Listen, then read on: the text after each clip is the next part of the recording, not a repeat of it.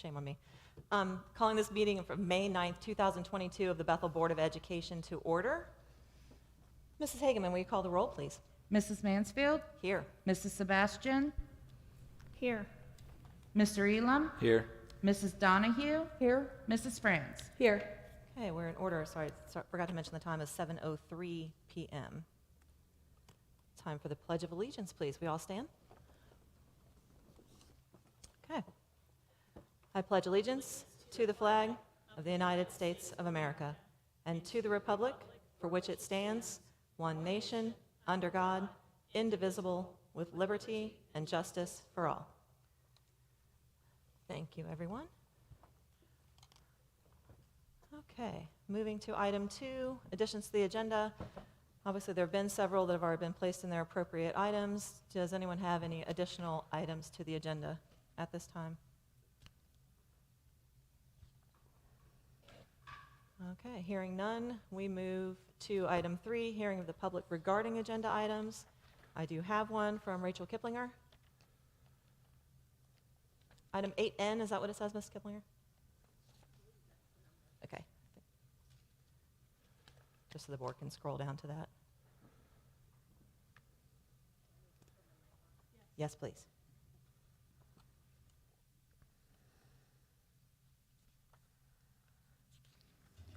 Okay, so I just wanted to bring to the attention of the board that in the past, the community has had an opportunity to review the textbooks and curriculum before they've been voted on, and this does not appear to have happened this time. So I'm hoping that there is an opportunity for the community and the parents to review the curriculum before it is voted on tonight. That's my only thought. That's been ongoing for many, many, many years. So I think it's a good thing to have, and I would like to see it continue. Thank you.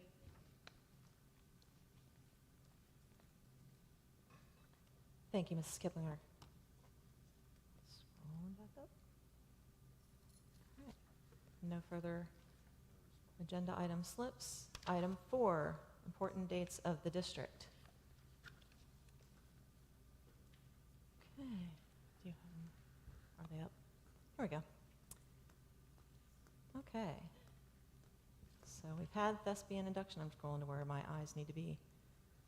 Middle school football parent meeting on the 11th at 6 p.m. Middle school dance coming up on the 13th at 7. Oh, we have a time for that now. Awesome, thank you. The 15th will be the high school spring concert and departmental awards. That's at 3 o'clock because that's a Sunday. On the 17th, our elementary and middle school band and choir concert. Senior award night is coming up already. I'm not ready for that end of year stuff yet. I don't think anybody is. Senior's last day on the 23rd. And high school exams are coming already. Does anyone have any additions to this list or any corrections as it's presented at this time? Did we officially change the facilities meeting? It's not even on here yet, but will we be changing that to 6:30? Was that agreed? Okay, so just so the community knows, when our June facilities meeting rolls around on the 13th, it'll be at 6:30 p.m. I think other than that, we're good on this paper. Item 5, administrative reports. I'll turn that over to you, Mr. Ferks.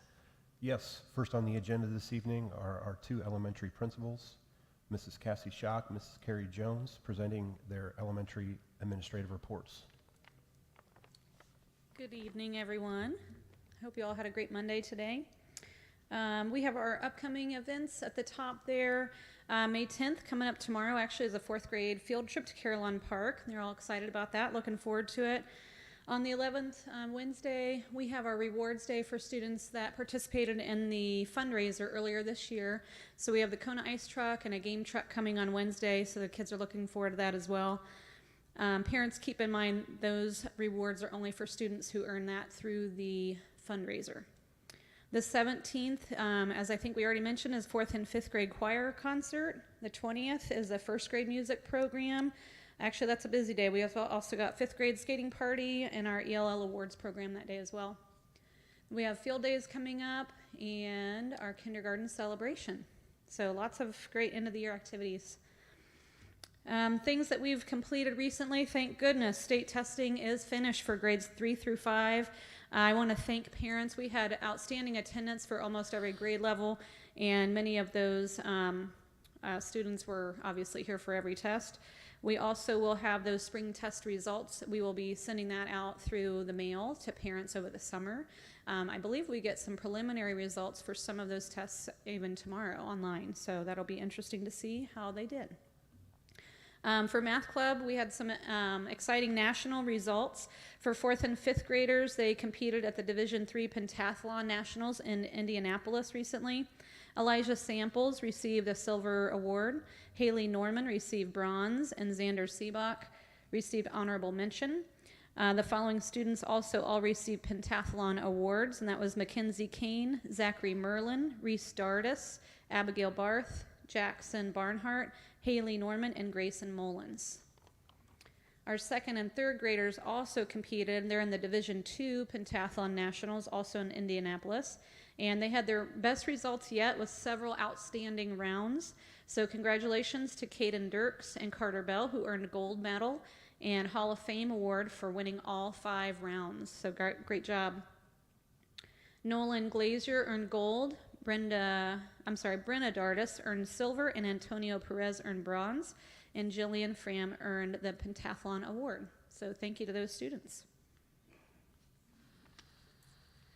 All right, we'd like to say thank you to the TIP Foundation for their generous grant that allowed us to buy 6 sets of 8 books for each of our first grade teachers and our title teachers.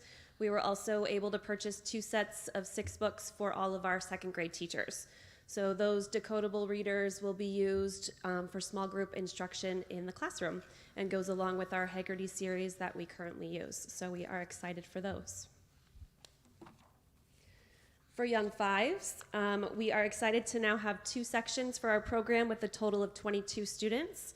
So we can accept up to 6 more.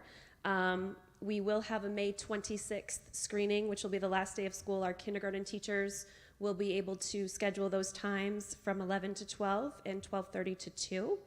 Mrs. Fry and Mrs. Stevens are eagerly anticipating the new school year, and they're working on writing a grant to help purchase some special items for their Young Fives classroom. So we look forward to that. And lastly, the Land Lab was visited quite often by our first graders this year. They went out to observe all 4 seasons and used their senses to see the changes that they could observe. So it was great that our first grade teachers put effort into that outdoor education experience. Thank you. How many students are currently enrolled in the Young Fives? 22, And how many will you accept? 28, so Great. 6 more. Okay, thank you. We have a couple that are of age that are scheduled to come in. It will just depend on their screening results. Always exciting about pentathlon. You know, I love that so much. And those results were outstanding. Way to go, kids. Okay, next on the agenda is middle school principal, Mr. Matt Triplett. Good evening. Just like these ladies said, state testing concluded last Friday, May 6th, so all the teachers and students were very excited and did very well. We had great attendance for that as well. Middle school track, they are finishing up their regular season this evening at Troy. If you haven't got a chance to check them out, they have one more meet, the conference meet, on May 12th through the 14th at Northridge. As mentioned before, also, 8th grade farewell dance is this Friday in the middle school gym. And middle school band and choir will hold their spring concert on May 17th at 6 p.m. I also have the high school report for Mr. Swope, who couldn't be here this evening. He also stated they had finished their end of course testing in the high school. State testing affected 7 days of school. The students did well taking their time. The teachers had no issues proctoring the test, and there was no problems with the Chromebooks or the internet. Prom took place on Saturday, April 30th. There have been a lot of positive comments about the venue, the food, and the DJ. Shout out to Mrs. Mindy Gatrell and the prom committee for all their time and effort in putting together a memorable event. Graduation commencement for the class of 2022 will be taking place on Saturday, May 28th at 7 o'clock at Hobart Arena in Troy. The ceremony is open to the public and no tickets are needed. Doors open at 6 p.m. and seating is first come, first serve. And also, Bethel High School was recently recognized by U.S. News and World Report as one of the top high schools in the area. Bethel's high school is ranked number 1 in Miami County, number 8 in the Dayton area, and number 109 in the state of Ohio. So congratulations to the high school students, staff, and community on earning this designation. Some upcoming dates. He has May 11th is the Miami County Excellence in Education Banquet. May 13th is the MVCTC Senior Ceremony. May 18th is Senior Academic Award Night.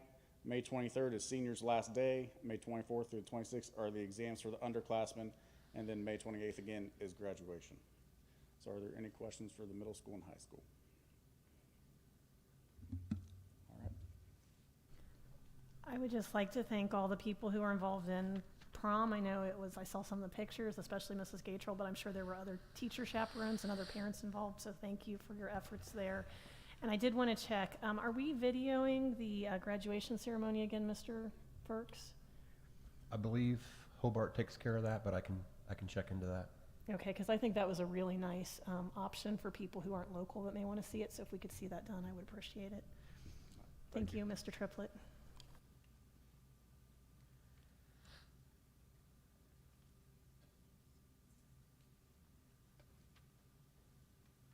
Moving on now to item 6, treasurer's items requesting board action. Mrs. Hageman? Okay, so item A is approval of our meeting minutes from our work session on April 5th. Item B is approval of minutes for our special meeting on April 8th.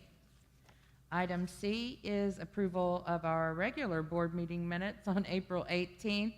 And item D is approval of the special board meeting on April 26th. Those minutes. Then item E is the second reading. Let's see, I'm going through this rather quickly. I'm not doing my job on the computer here. Is the second reading of Board Policy 0165.1. There were no changes from the work session, so this would be just updating the adding the language in section A in green. And we're only going to take one word out, which is somewhat makes it grammatically correct. So if the board approves, this will be the second and final reading and make that change for that policy. Item F is approval of payment of bills. We have our check register available there for your review. Those are the bills that were paid throughout the month of April. So we need your approval. Let's see. Then approval of the monthly financial report, which is item G. We have the cash summary report that shows the available cash in every fund that the district has. And then, of course, the monthly reports that say where we're at, and we're doing pretty well compared to what we had forecasted. So books are in balance, things are going well, and the variance is limited. So I'm pretty excited about that. I think it's a variance of less than 1 to 1.5% on both your revenue projections and your budgets. So can't ask for anything better than that.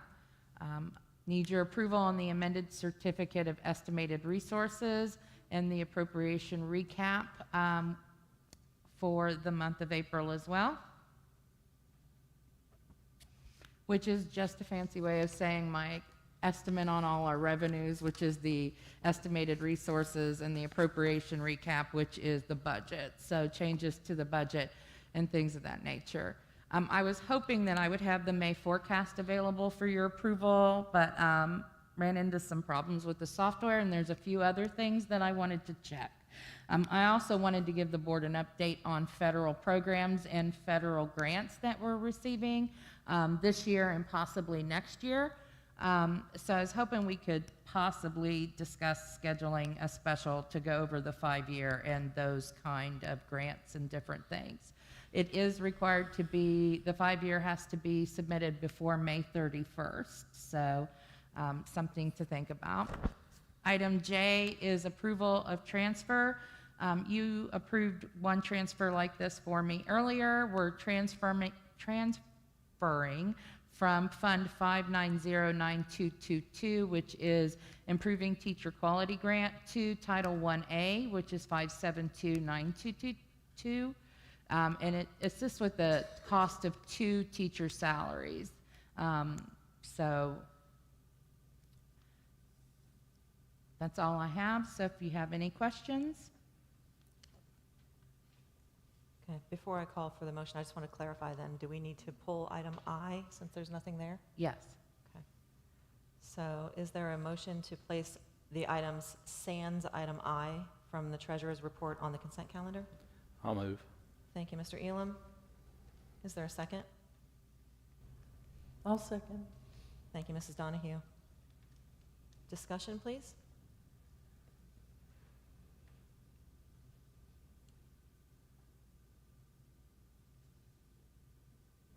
Hearing none. Mrs. Hageman, will you call the roll, please? Mrs. Sebastian, Yes. Mr. Elam, Yes. Mrs. Donahue, Yes. Mrs. Franz, Yes. Mrs. Mansfield. Yes. So it's been items have been placed on the consent calendar with a 5-0 vote. So is there a motion to place those same items, sans item I, adopt the consent calendar from the treasurer's report? I'll move. Thank you, Mrs. Sebastian. Is there a second? I'll second. Thank you, Mr. Elam. Discussion? Hearing none. I just would like to thank Tina for all your work. I know it's been a lot to get caught up in with the building project and everything, so I would like to reiterate our gratitude for staying on top of this. It's a big job, and we're really appreciative of your efforts. Thank you. Absolutely. Thank you, Mrs. Sebastian. Any further discussion? Yeah. When you're ready, Mrs. Hageman, please call the roll. Mr. Elam, Yes. Mrs. Donahue, Yes. Mrs. Franz, Yes. Mrs. Mansfield, Yes. Mrs. Sebastian. Yes. Okay. Those items are adopted for also a 5-0 vote. Now, item I, we just drop, Right. correct? Mhm. Okay. Just wanted to make sure. Any further discussion from our treasurer at this time? Nope. Nope. Do we need to discuss scheduling said meetings? Said meeting, correct. Okay. Board members, can you state when you might be available? Possibly is next week the week you're looking for to do that? Yes. Thoughts from the board? Could we do a 2:30 meeting again? I can. What day? What day works for you?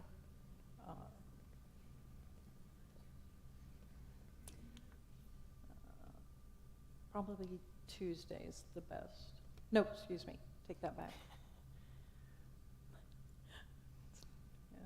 Probably Wednesday. Will that work for you, Right. Jessica?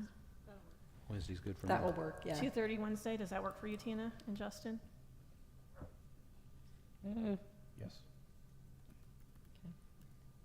I happen to be coming back to town to do some tutoring that day, so that works for me too. Sorry. No, that's great. I'm coming back out of town. Either day we're going to have this, so it doesn't matter. That's great.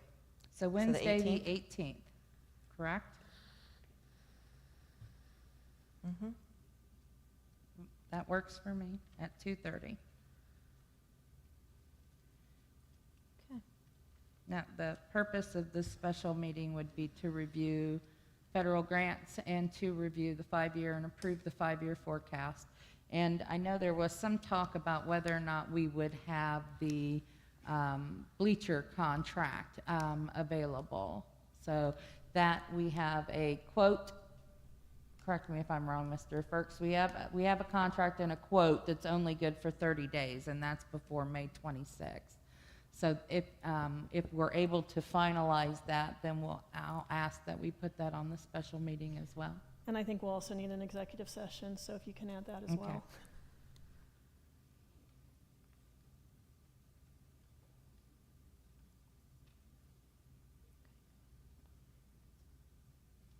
I think that's everything.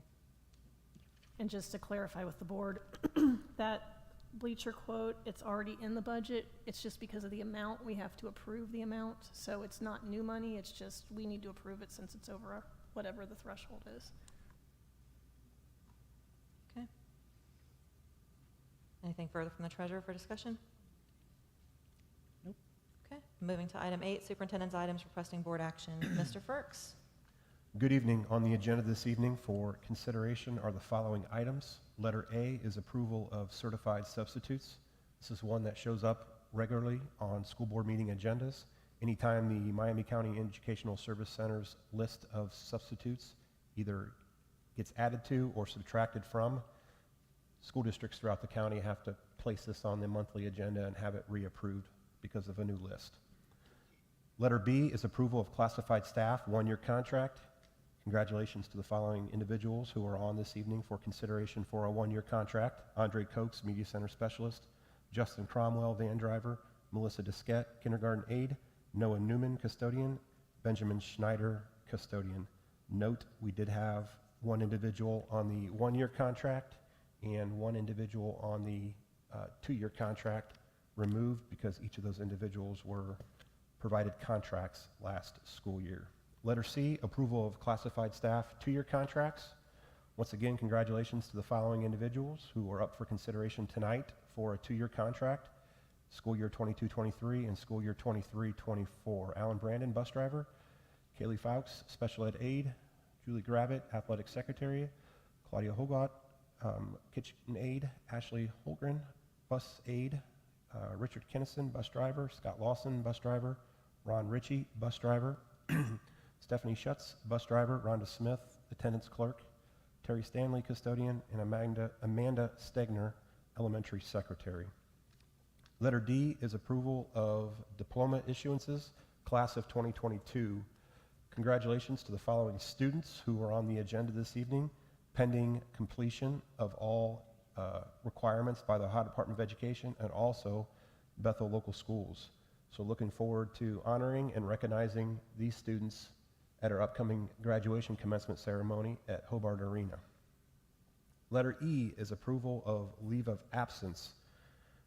On the agenda this evening is Terry Stanley, custodian, who is asking for a leave of absence from June 20th through June 27th. Her mother is actually having a medical procedure done, and Terry would like to be available to help her out during her recovery. So we'd like to keep not only Terry, but also her mother in our thoughts and prayers during her upcoming procedure. Letter F is approval of classified retirement. Congratulations to Mr. Bob Shadowins for his upcoming retirement. We appreciate his dedication, service, and commitment to Bethel local schools and our students for the last 15 years. We wish Bob the very best in the next chapter of his life. So thank you to Mr. Shadowins for all his work that he's done for the district. Also on the agenda this evening is approval of classified resignation. Mr. Rob Sukol, strength and conditioning coach. This was a new position that we were able to add to the district last year. Once we renegotiated our last contract, we took 3 of our summer conditioning smaller supplementals and combined them into one head coaching position. So not necessarily new dollars, just combined old dollars into one contract. Mr. Sukol did a phenomenal job his first year of really changing the culture with our student athletes and getting them out to the weight room and working them out and getting them ready for the preseason and their upcoming seasons. Unfortunately, he's taken on more responsibility for his current employment and doesn't feel like those additional job responsibilities are going to allow him to be available after school for our student athletes. So once that's approved, this position will be posted and we'll move forward with trying to secure our next strength and conditioning coach. Also on the agenda this evening is approval of administrator resignation, Missy Walski. Once again, I'd like to thank Mrs. Walski for her years of service to Bethel local schools and our food service department. We wish her the best during her future endeavors as well.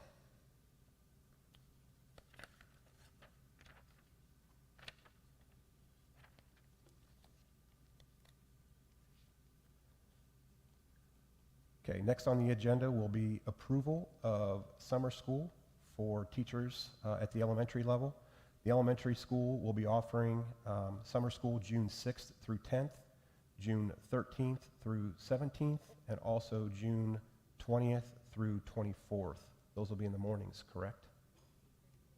8:30 to 11:30 each day, each one of those weeks. And I'd like to thank one of our substitutes, Mrs. Frick, and also one of our classroom teachers, Mr. Clark, for stepping up. They will be providing additional educational opportunities for students to continue to build skill this summer in second grade reading and also third grade reading. Recommendations will be sent home to families. It's completely volunteer and optional. Those families will be able to make a decision if they want to participate in summer school or not. But we're excited to be able to offer it in the elementary and think it's a great opportunity for our kids to continue to build skills and prepare for the following school year. On the agenda as well will be approval of 22-23 ticket prices and also the all sports passes. Mr. Smith has provided a plethora of information in regards to these ticket prices. Many of the prices are set forth by the Three Rivers Conference, the TRC, as far as varsity sports and also non-varsity sports for adults and students. Just a friendly reminder to folks that the district will remain cashless at the gate for next year. We provide several opportunities for folks to buy tickets online through the Hometown Fan app and also at the gate via debit card or credit card. In addition, Mr. Smith and the athletic department are offering tickets and passes in regards to family all-sport passes, adult all-sport passes, multi-event passes. We are adding a student all-sport pass for next year, and we are also adding additional individual sports passes. So some of the feedback that we received from community members was, it's great to be able to get a football all pass, but can I get a boys basketball all pass only? Can I get a girls basketball all pass only? How about just tickets individually for boys and girls soccer home games, etc.? So we've really tried to add or beef up our ticket sports passes for community members and parents to purchase as well. And then once again, we will still offer NFHS, which is our online streaming opportunity. You can see information that's been provided as far as monthly passes and yearly passes. So if you want to log in, watch a ball game in the gym or a contest out at our football soccer stadium, you can use NFHS if you are a Bethel local school supporter but may not live in the area. So that's another great opportunity for our fans to stay connected to our school system, our athletic department, and our student athletes. And then finally, the last document that Mr. Smith's provided is kind of a trend pattern as far as yearly ticket costs. So he took a look at ticket costs from 2021 all the way out to 22-23, and then not projecting what it's going to look like in 23, 4, 4, 5, and 5, 6, because once again, those prices are determined by the TRC. In addition, he's also provided a nice little spreadsheet in regards to the number of events that we host on campus.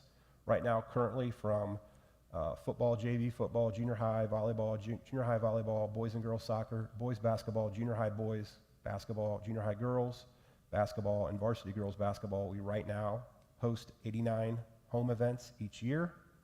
Looking forward to the completion of our athletic stadium at the start of the 23-24 school year. That number of events, 89, will increase to 94 events because we will be able to add a home cross-country meet with our new stadium, and we will also be able to add 2 high school track and field contests and 2 junior high track and field contests for 94 total events, which is great. Also on the agenda this evening for consideration and approval are 2 overnight extended student field trips. The first one is our volleyball team will be traveling to the University of Cincinnati from July 11th through July 13th, 2022. And then also our football team will be traveling to Camp Chautauqua in Miamisburg, Ohio from July 16th through July 18th. Also on the agenda this evening for consideration and approval is letter L, approval of class fees for school year 22-23. Each of the 3 buildings, elementary, middle school, and high school, have broken down in a spreadsheet form what potential costs will be for next year. They took a look at all 3 levels. They noted any changes in green at all 3 levels as well. We reviewed these in depth and in detail at our work session meeting earlier last week. And so you can kind of take a look at what the costs were previously and what they will be potentially next year. So once those are approved, we will get those out to family members so they can start preparing for the following school year.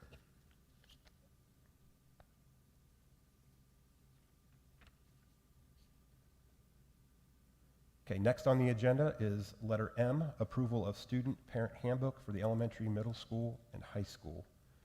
You can see a handful of handbooks that have been provided previously.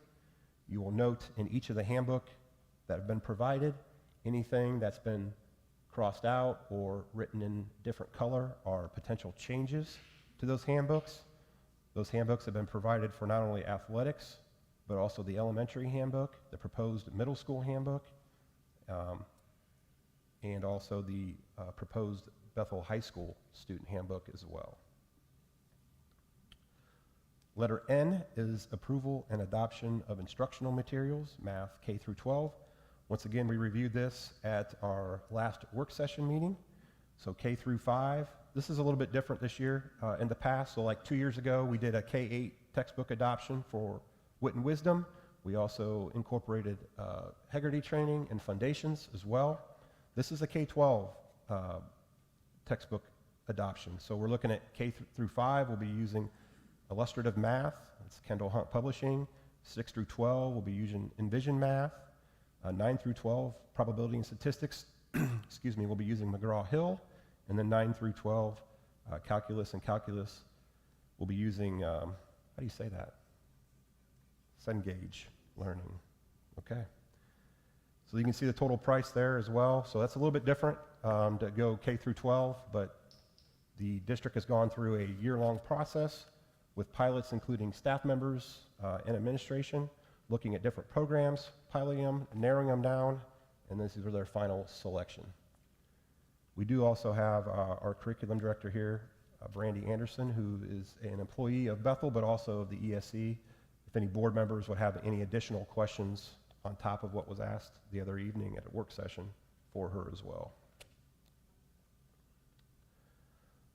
Also on the agenda this evening is approval of supplemental positions, fall, winter, sports, and non-sport supplementals.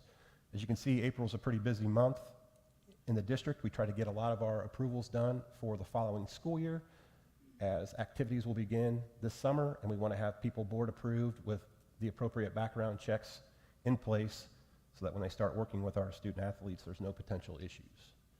So you can see names that are in red that have either been added or are changes from the last time that you've seen this list.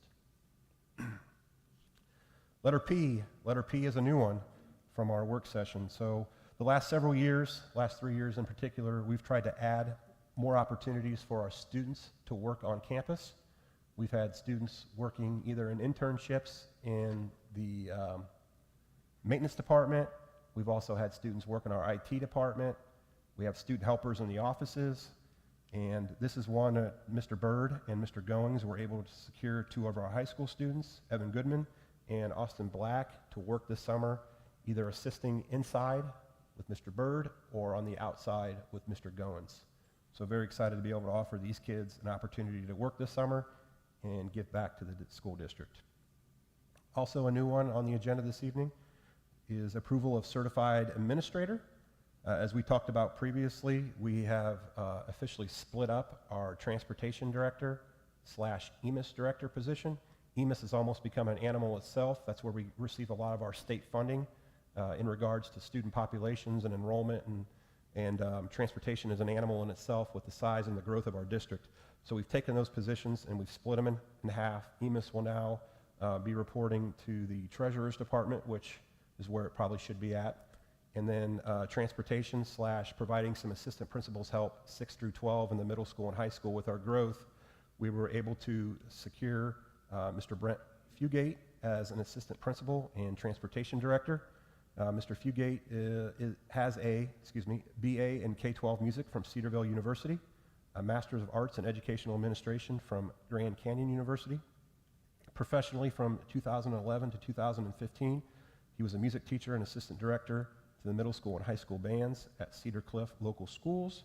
And from 2015 to the present, he is the director of bands in the New Lebanon Local School District. In addition to that experience, he was the principal in charge when his building principal was out of the district, And he's also been heavily involved with discipline meetings, IEP meetings, and also truancy, which will be a big part of this assistant principal's job.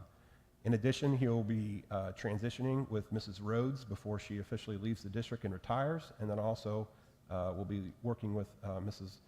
Kathy Milhojevic with transportation as well. And those are all the items that I have, I believe. Yep. Is there a motion to place items from the superintendent's report on the consent calendar? I'll move. Thank you, Mr. Elam. Is there a second? I'll second. Thank you, Mrs. Sebastian. Discussion, please. I had discussion on L, M, and N. Okay. So for L, approval of the class fees, I just had a couple of questions. So I did notice that the tech fees were a little bit higher, one grade to another. And so that was one of my questions. The other question was, who sets the fees, the fee increases from the last year until now? Fees are driven by the building level principals. Okay. And the difference in the tech? Which building in particular are you speaking of? I don't know. Let's see. I just have for one grade to another, they're a little bit different, and I was just wondering about why that might be. Do you know which building it's in? It's Yeah, elementary, I'm sorry. I'll use the mic so everybody can hear. Our thinking with that is our K2 students really use a lot more of the paper pencil still, whereas the older students are using more of the tech, more of the technology and things like that. Some of them also have some subscriptions, I believe, at the upper grades that are more like online subscriptions versus the younger ones. So that's our thinking on that. Thank you. Yep. And then moving on to item M, I had questions. Let's see, that would be the approval of the student parent handbooks for elementary, middle school, and high school. So there was a couple of questions I had regarding new language being added. And that was on, let's see, on my sheet it says page 23, bloodborne pathogens. And again, I'm just, where is this coming from? Who's suggesting that this be added? Building level principals submit their handbooks. So who would have written up this policy for bloodborne pathogens? Can anybody answer that? That was guidance that we received from Neola. Okay, yeah, that's what I'm asking. So I guess my concern with that is I don't really see the need for adding that, I guess. And it's a little bit concerning because there is a part in here that says universal language. That's a bit ambiguous. And my concern is that it could open up the door for possible state, federal overreach in the future. It's not a local policy. And again, what life-threatening occurrences have we had that would establish a need for this kind of language? I guess is my question. I don't see this as, and again, maybe I'm being a little bit too futuristic in my thinking here, but I am concerned that it could be used as a segue at some point to federally fund school-based healthcare centers. And, you know, we're educators, we're not doctors. So again, would this mean that every time, you know, a student comes into contact with somebody who sneezed, coughed, cried, sweated, are they going to have to report to the teacher, notify the teacher? It just seems unnecessary to me, I guess. The other change there with the Title IX and the civil rights, I think it could warrant further review for a couple reasons. The Title IX regulations and definitions are undergoing revision at the federal level, so it might be prudent to wait and see what new regulations might require. And one of the uncertainties is the definition of terms. You know, what exactly does gender identity mean? Does it mean transgender, pan, non? There are only a few days left in the school year, so I'm thinking, do we really need to rush to put this in right now, or should we take some more time to more thoroughly vet the topic? But I do like the part about keeping the principals listed as a resource for complaints. I think that's a great way to ensure that any issues have an avenue of redress while the policy is still being worked on. So I think that's great that that is there. But those are just my thoughts. And as far as the instruction, item N, approval of our instructional material, I've gone over that. I think it's great. Thank you, Brandy, for taking the time to do the research. And I know you worked with Tina on getting us the best pricing possible on that. Thank you for your effort with that. I know there was a comment tonight from a community member about being able to, in the past, I was just sworn in January, so I don't know what the policy of the district has been in the past with reviewing textbooks and curriculum. But if it has been ongoing, that the community has been able to look over the curriculum, maybe that's something that, I don't know if there's time for them to do that, or if you need to get that approved right away so we can order those books. But if we can't do it this time, maybe for the future, we could open that back up to the community to be able to look at curriculum. Oh, that's it. Those are all my thoughts.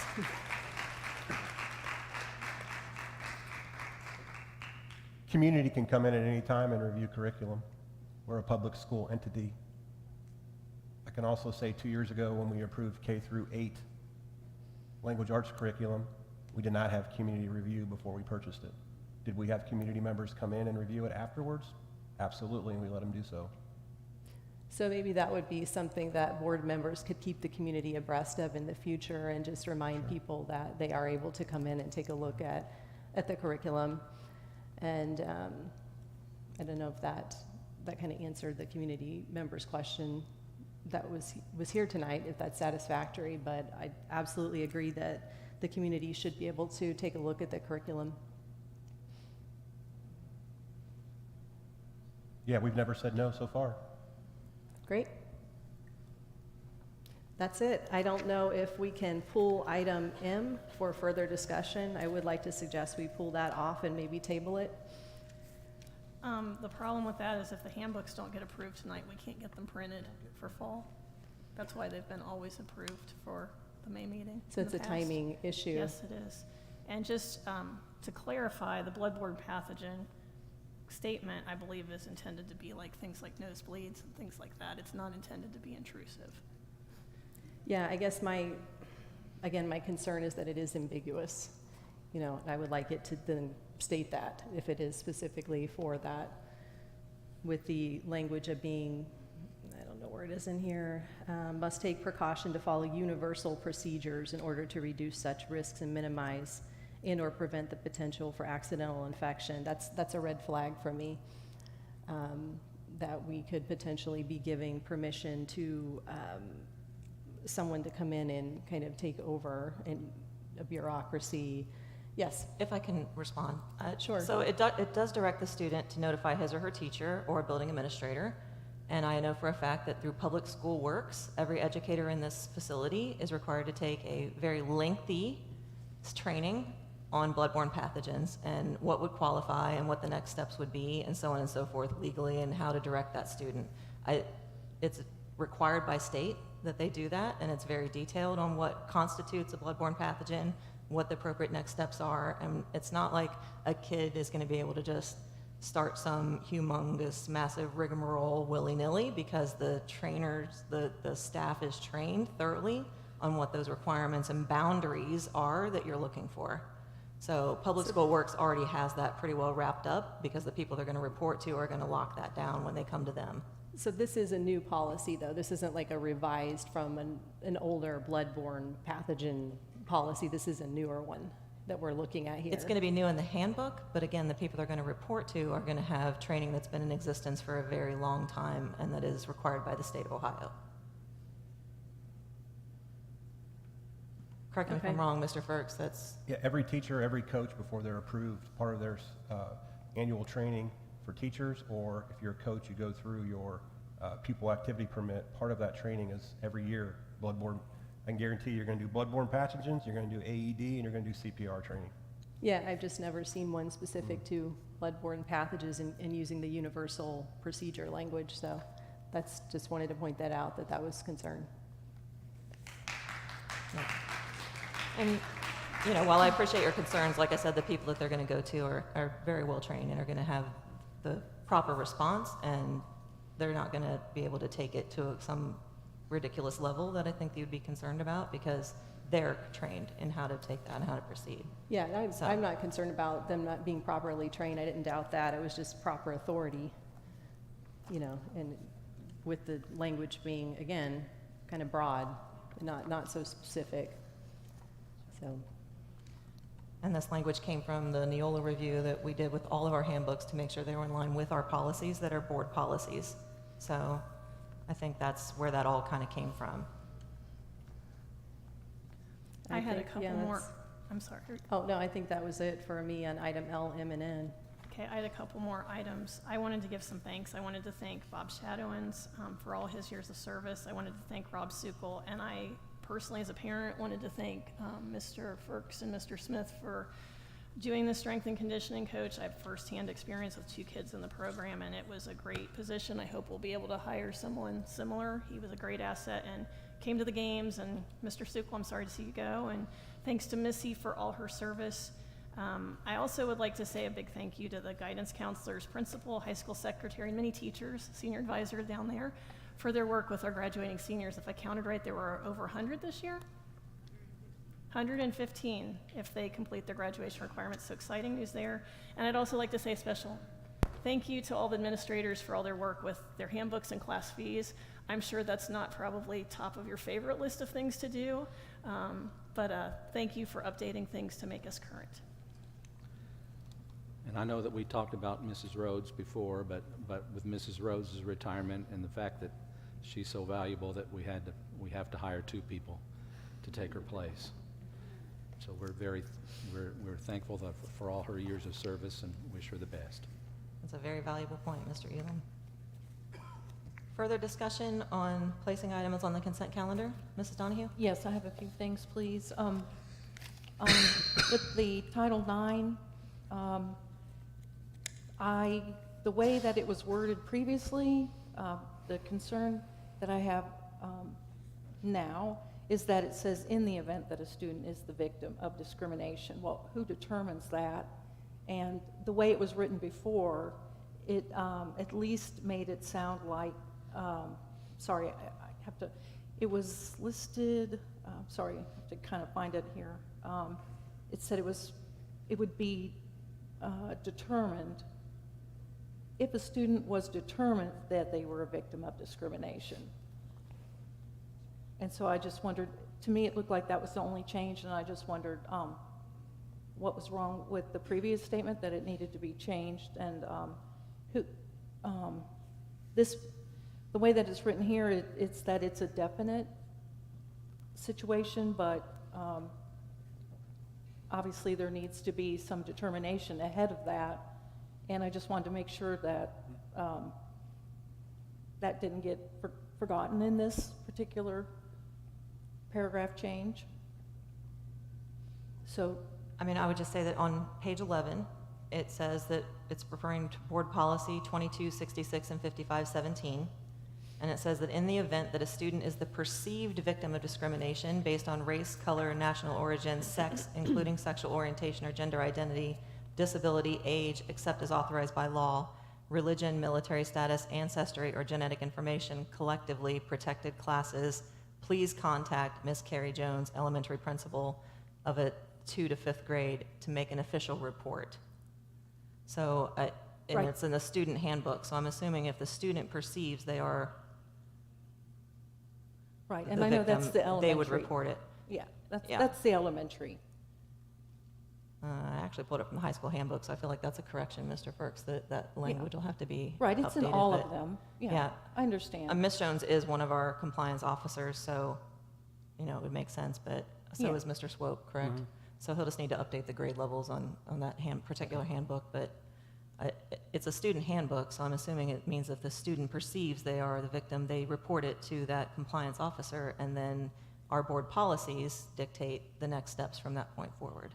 Right, that's correct. So- That's just word management, but that's where I was struggling with that. But also, I do want to note that on the middle school handbook, it does reference the high school eligibility, and more than just the 9th and 12th grade. I mean, it talks about, it listed the whole high school effort. Let's see if I can find it here. And then, as we talked about, and we did last month, we revised the interscholastic athlete policy, and we made it align with our grade point average. We took it from a 2.0 to 1.67, but it is not referenced in the high school policy, the high school handbook that way, so it didn't get updated there. It still says 2.0, it doesn't say the 1.67. And then the middle school policy has some extra verbiage in there that is out of place as well with reference to the eligibility. I understand in the middle school they have to mention why you would need to know for 9th grade, but why does the rest of it have to be included for the high school? I mean, so I just think that there's cleanup needed in both of those documents as well. It's previously been in there. I just updated it to what the current format is. And I think it's just more informative for parents to know that moving forward, this is what the eligibility requirements are. I mean, I don't have a preference either way. I'm just letting you know that's the way it was set before. Okay, thank you.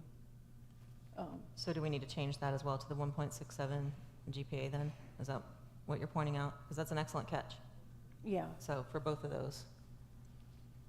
So if it's not, if it is stated as 2.0, eligibility will be 1.67, and that will be, we'll have to adjust that. Is that okay? I mean, is that okay with everybody if that includes the 1.67 instead of the 2.0? Okay. Right. It probably just didn't get updated in this, sorry. yeah, they might have had this draft, working this draft and Yeah. didn't catch up last month. Yeah, might have. Just to make sure everyone in the room understands, 1.67 is a C minus. It's where we changed our GPA calculations, that a C minus is now a 1.67. So we were just bringing that all in line, and we changed our board policy already to do that. So 2.0 used to be a C minus, now it's 1.67.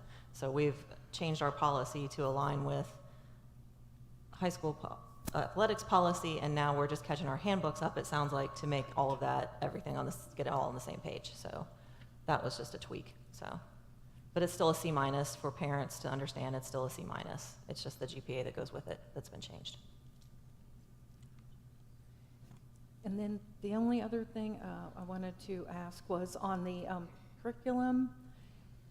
When was the last time that, so this is for 6 years. When did the last period begin? Was it 6 years ago? I forgot to ask that the last time. Is it a 6-year rotation? My daughter piloted the math in 3rd grade, so I think they bought it in 4th grade, or maybe it was 4th grade, so that's about the time frame. She's now a sophomore, so that's, I mean, consistent with what you guys have said. Okay, yeah. Thank you. And I was one of the community members that did come up and look at the books last time before they were presented to the board for review. So it is a good practice, and we definitely need to make sure that happens next time. I appreciate it. I think the problem was we don't own all the books before we buy them, correct? So I think there's some confusion here, what we can and cannot do. Well, we were told that there's hard copies, and But we don't get those until we actually purchase them. We get a few, but we don't get well, all one red is all we ones. need as an example.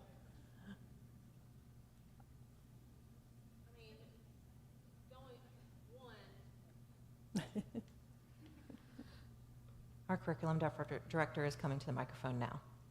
Hello. I feel rude holding, my back to you all. So curriculum 6-year cycle is typical, yes. Secondly, curriculum is moving away from hard materials to all online access for all teachers to look at because of the amount of money it costs to ship and curriculum company. I mean, it's not just one curriculum company, 3 curriculum companies. It's national, from Florida to California, from Texas to New York. Everyone follows the same policies and procedures. So for the curriculum company, they give you access, the teachers see it all, we all see it all. There were 3 parents who are also teachers on the committee, so they do represent community. And I mean, at any point, if we need to add a community member to any curriculum committee, I have no problem with that, and I know the teachers don't have any problem with that. They chose this, they vetted it, they piloted it, so it was on their backs the entire time. So, I mean, I'm sure they would feel fine. It's transparent, there's nothing, no agenda. It's math. And for clarification, because I did hear the disappointment from the community like Yes. just a second ago, we are buying hard copy books. We're not buying exclusively online licenses. That is not what is happening here. The piloting was done with online materials instead of shipping all hard copy books. So we did get a couple of copies potentially floating around the building, maybe, I don't know. Are you telling me every single thing we looked at to review was online and there were no physical copies? Is that what you said? I mean, this Or has been a 2-year process. Sure. This happened before that I was appointed in this position. This started. The teachers were allowed many different resources and access to different curriculums to look at. Their time, their ability to sit down with 20 different math books and try to pilot, I mean, it's unrealistic. So they had that opportunity to look at them before taking them into the classroom, and it was just a series of narrowing it down. And that was something that I worked really hard, the teachers worked really hard, Tina worked really hard, admin worked really hard to make sure that we got online access for the children, teachers, and also hardback textbooks for the kids and parents, because I know that's important to parents, it's important to teachers, so that's what we did. Right.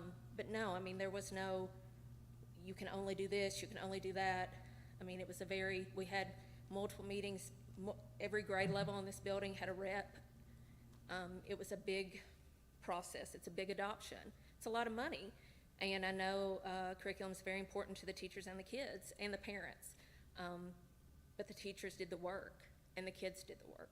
So entrusting their professional capacity with 3 parents as reps that are teachers, I mean, I feel like they picked solid programs. Thank you for going through that again. Yeah. We got to hear that last week, but Absolutely. there's several people who are hearing that for the first time.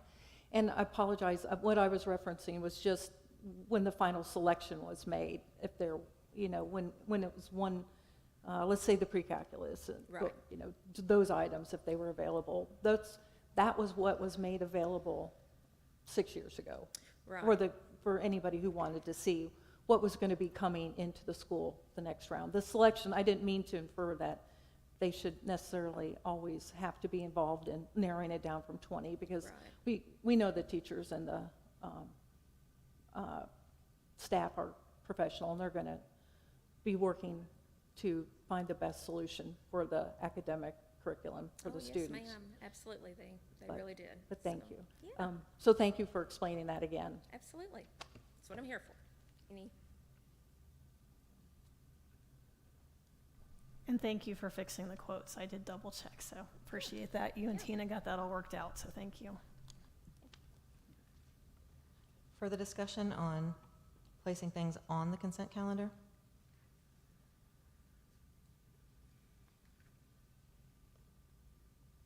Okay, hearing none. Ms. Hageman, will you please call the roll? Mrs. Donahue? Yes.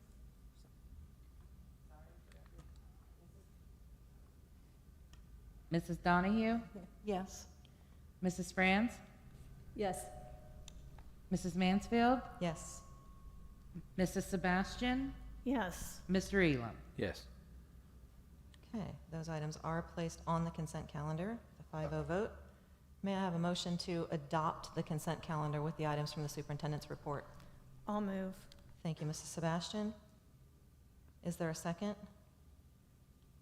I'll second. Thank you, Mr. Elam. Is there discussion?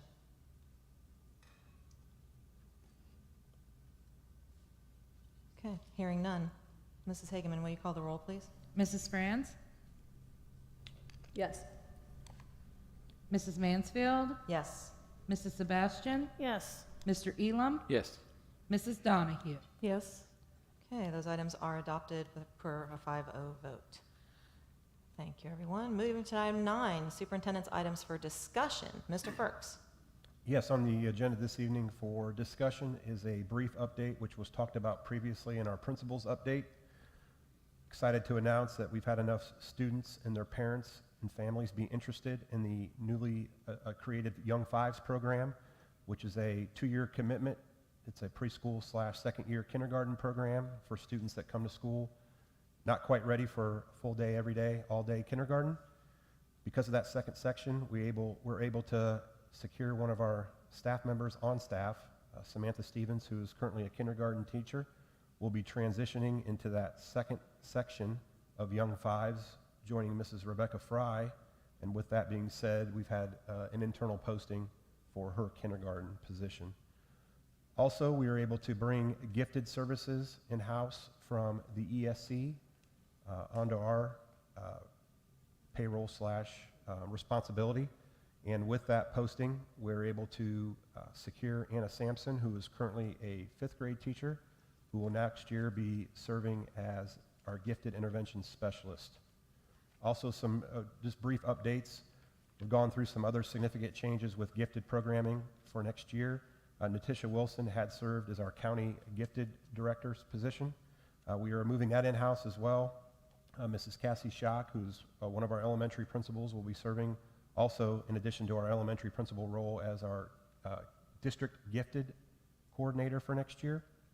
Currently, we have a Quest program that serves students who are considered superior cognitive, which means they have an IQ of 128 or higher.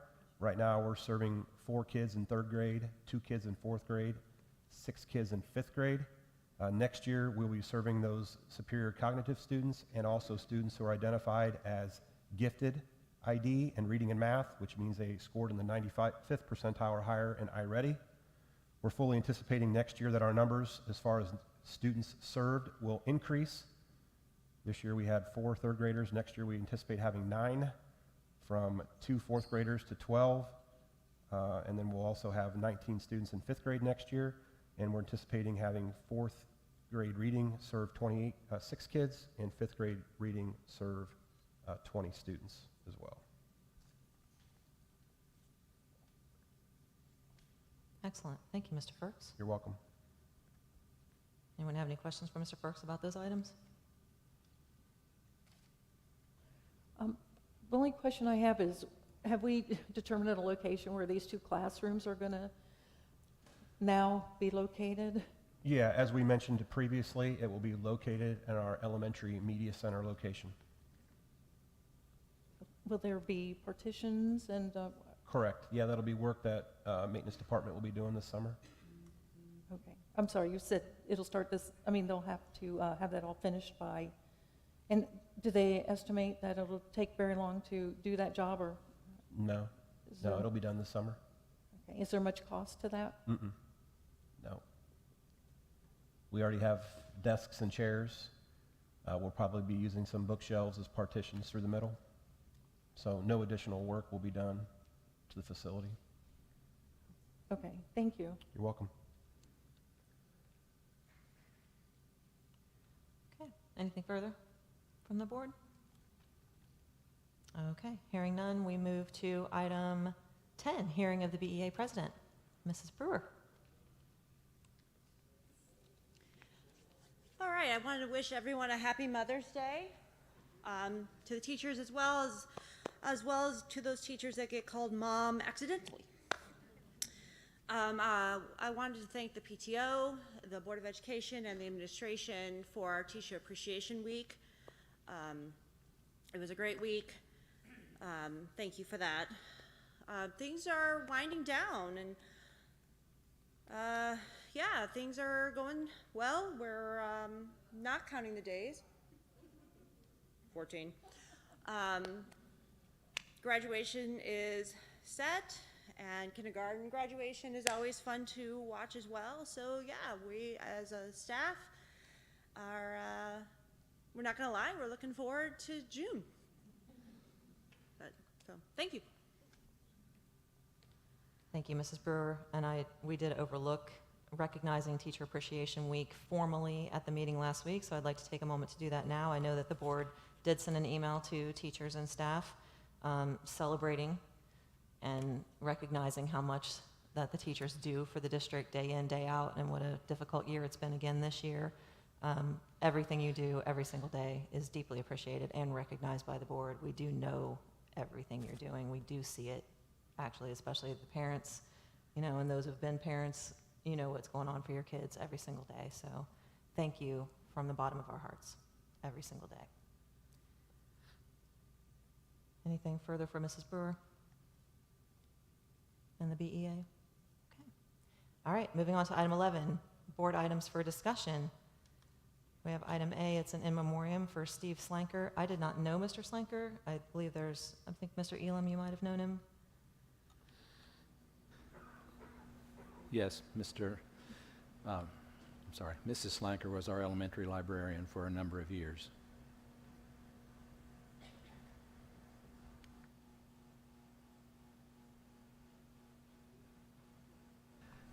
I did not know that he was ill, and I'm sure that from the Facebook post that I saw, they didn't pronounce it throughout the community and so forth. But he was a fine fellow, and I hate to see this happen.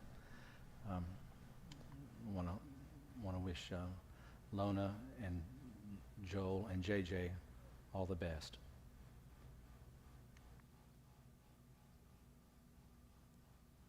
Thank you, Mr. Elam, and our sympathies, of course, are with the family. Okay, discussion about the strategic plan. Our strategic plan is attached. We had asked Mr. Firks to just give a brief update on a couple of items on the strategic plan, just to get it back in front of the board and the community, just to see where we're going with it, how things are, and get an update on where some things are at. I think it's loaded. And so at the work session, you get quite a detailed update on kind of communications and technology, just to see where things are. Clearly it was, pretty lengthy, and we appreciate your time that you spent on that. Do you have any further updates on like the objectives and any discussions you may have had with the staff members involved with those objectives, or the dates that need to be updated at this time? No, we have a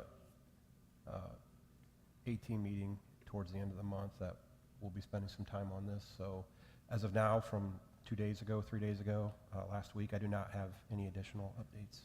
Okay. I would fully anticipate another in-depth update back to school type with certain areas of it. So I would anticipate probably end of July, early August, getting your next update on it. Okay. Comments, anything from the board? Okay. Thank you, Mr. Firks. Moving on to Facilities Committee update. Would that be you, Mr. Elam, our secretary from the Facilities Committee, or would someone else rather speak to that? Well, I can do that unless Mr. Firks would like to. Feel free. Don't fight now, fellas. In our meeting at 6 o'clock, the following items were mentioned. The elementary progress report, that's the K through 5 building that's under construction north of this building. Masonry foundations are 98% complete. They should wrap up this week. Masonry bearing around the gymnasium box should be complete in the coming week. That's the tall brick structure that you see over there. We'll begin masonry bearing around the dining room box in the next several weeks. First structural steel materials are due on June the 1st. Underground plumbing work continues to all sections of the building site, Electrical underground work has been completed. The rock money, that is the limestone contingency fund, has almost been spent already. The slab preparation is ongoing. Slabs will be complete for the north end of the building. They'll move to the south end and continue. They hope to pour 3 slabs this week, since this week's supposed to be such a nice weather week. ODOT has provided comments to the CMR on the construction manager at risk on State Route 201 widening and turn lane project. DP&L, or AES as it's known as now, and Pioneer have indicated it will take 6 to 9 weeks for redesign, but Peterson is working with them on that time frame. They want to get it more toward the 6-week time frame. On the athletic stadium, dirt work on the football field has begun. It'll be ongoing. Athletic boosters are meeting with the bank this week to submit paperwork to secure a loan. They're looking at $1 million with the understanding they will only be able to draw on what has currently been raised. To date, $600,000 plus has been raised by the athletic department and boosters. Of that, $562,000 has come from sponsorships and corporate sponsorships. $38,000 has come from community donations, such as the Legacy Campaign. And because of this, the project is looking at transitioning to a natural grass surface to ensure that all the remaining portions of the project can potentially be completed, such as the field house, the supplies to build that, the scoreboard, power to the lights, additional bleachers, and so on and so forth. So that's one major change from what the plan was. Our other discussion was concerning bathroom stall dividers and so forth. We had some discussion about that, and we're awaiting more pricing as Mr. Byrd brings those to us. So, and our next meeting will be June the 13th at 6:30. 6:30. Does anyone have anything to add to Mr. Elam's very eloquent update to the facilities meeting? No? Okay. All right. Moving on then. There is a resolution before the board for some employee stipends. Mrs. Hageman is pulling it up now. Essentially, this resolution, so it goes back quite a ways, actually. So knowing how difficult it's been through COVID and continuing into this school year, knowing that we have a number of staff members who are covering other classes and covering, pulling extra students into their classrooms on a regular basis, losing planning periods, so on and so forth. I had asked, I know back in the fall, and I think other board members probably have too, if there was a way that we may be able to provide some additional stipend and some additional income to our teachers who are taking on such additional responsibility this year. Through the course of the year, Mrs. Hageman obviously has been taking on a whole new treasurership, and has a great number of responsibilities, so it's taken a while to figure out how we could make this happen and what the best avenue to make that happen would be. In her former district, she had found a way through some grant dollars. Is it the ESSER? It is under ESSER money, okay, which was temporary money provided under COVID to school districts. And we have some of those dollars available to be spent as well. So it has been proposed that a path we could take as a board to give some additional stipend money to our instructors and educators, our staff members. Actually, it's pretty much all staff, really.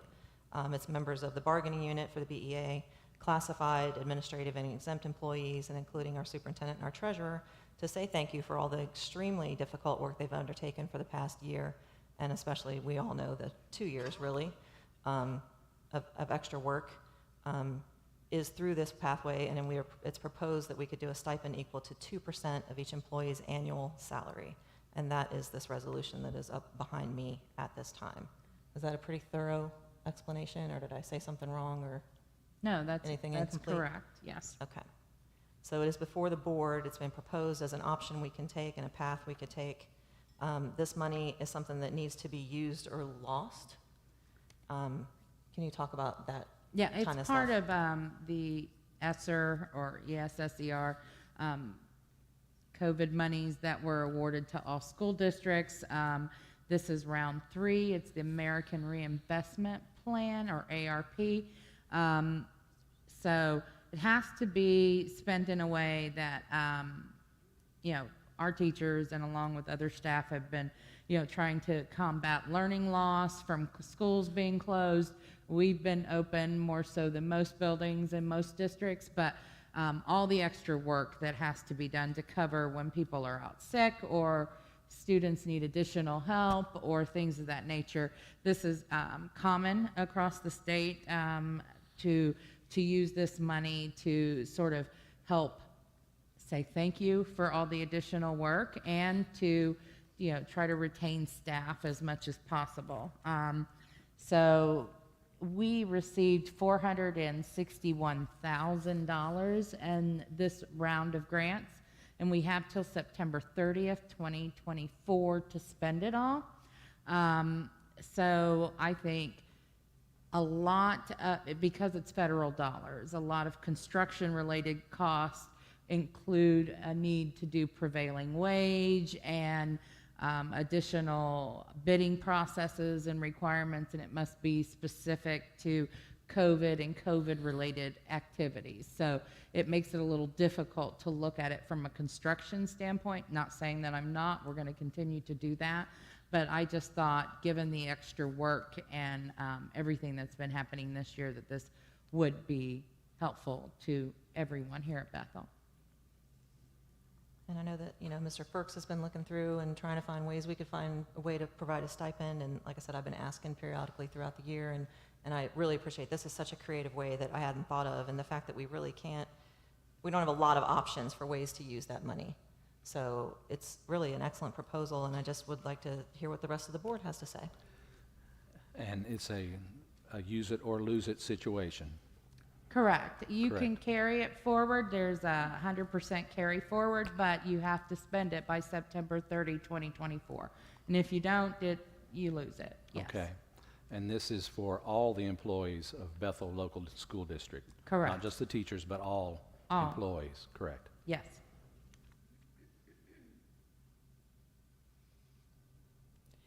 Do all the teachers, is this effective on a certain date? I know like some are, maybe they're not here for the whole year, so will it be adjusted accordingly? Well, or do you have a plan for that? Right.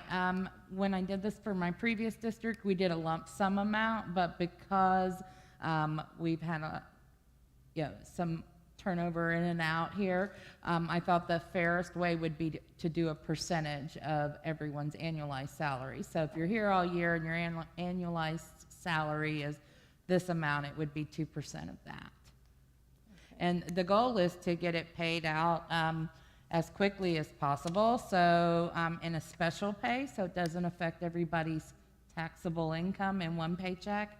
So I was hoping if the board approves that we may get it out May 25th or May 27th at the latest. That's quick. And just on the financial side, the nice thing about this is it affects 1 year's finances. One of the historic problems with giving a larger raise is it can affect every year after that. So this takes care of that. It's just a stipend. So that's a plus, I believe.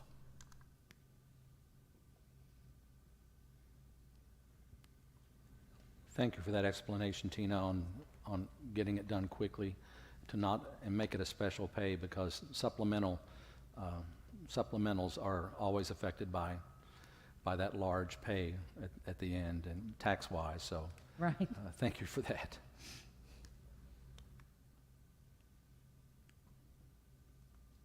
Further comments, questions, concerns, thoughts, general thoughts?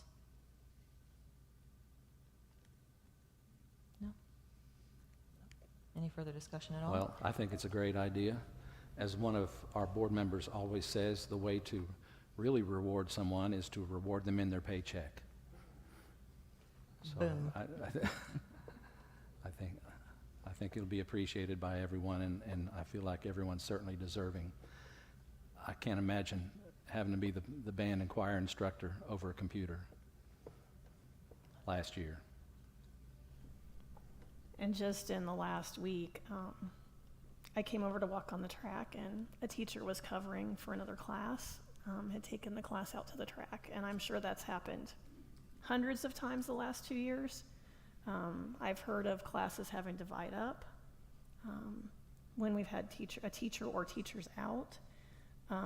We currently have a teacher covering with a long-term sub who's essentially team teaching and has done a tremendous job this year. And then we have administrators driving a bus. We have administrators who help maintenance. Today's issue was a clogged toilet, so an administrator went in and unclogged the toilet. So it's meant to appreciate everyone. So thank you. I hope this is, at least from my perspective, a nice post-end to Teacher Appreciation Week. And hopefully there'll be subs again next year, because it's unbelievable, as you know, as a teacher myself, it's unbelievable what happens when there's no sub and when you've given up your planning period day after day after day, or taking in extra students, and your plan was to do an activity and now you have 5 or 10 extra students and your activity is just, you can't manage it any longer, so now you have to go back and regroup and do something completely different, and now you're not going to make to your goal of what you need to get taught by a certain time to be able to test, to be able to move forward, and so on and so forth. So I mean, and that's just the teacher side. And again, you know, it affects our classified staff as well, like to an unbelievable level of what's been going on. So, yeah. Any further comments, discussion, thoughts? Okay.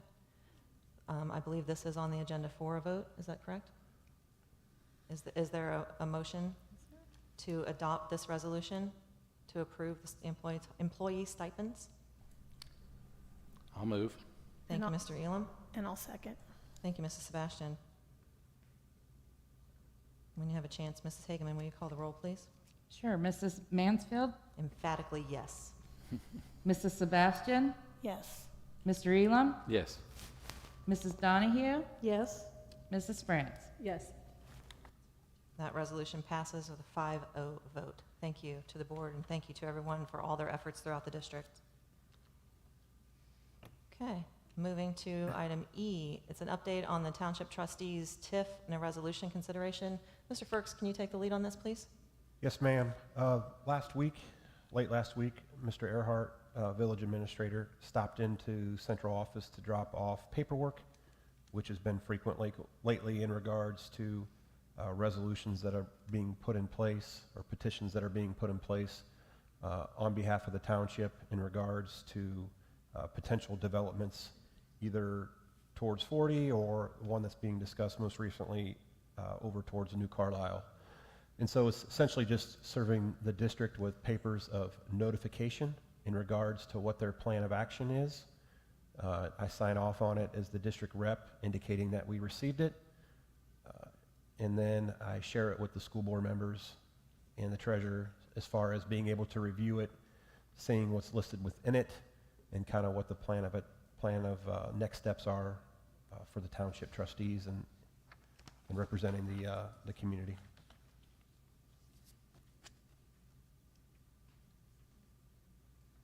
Thank you, Mr. Firks. You're welcome. So I'm just double checking the parcel outline. So can we scroll to is there a map attached, or did they not attach the map this time? Oh, here it is. Okay. Yeah. It's the very bottom. Yeah, I'm looking and trying to see which, there's 3 different maps. So these are all of the 3 different ones that are proposed on the New Carlisle end of the township, is that correct?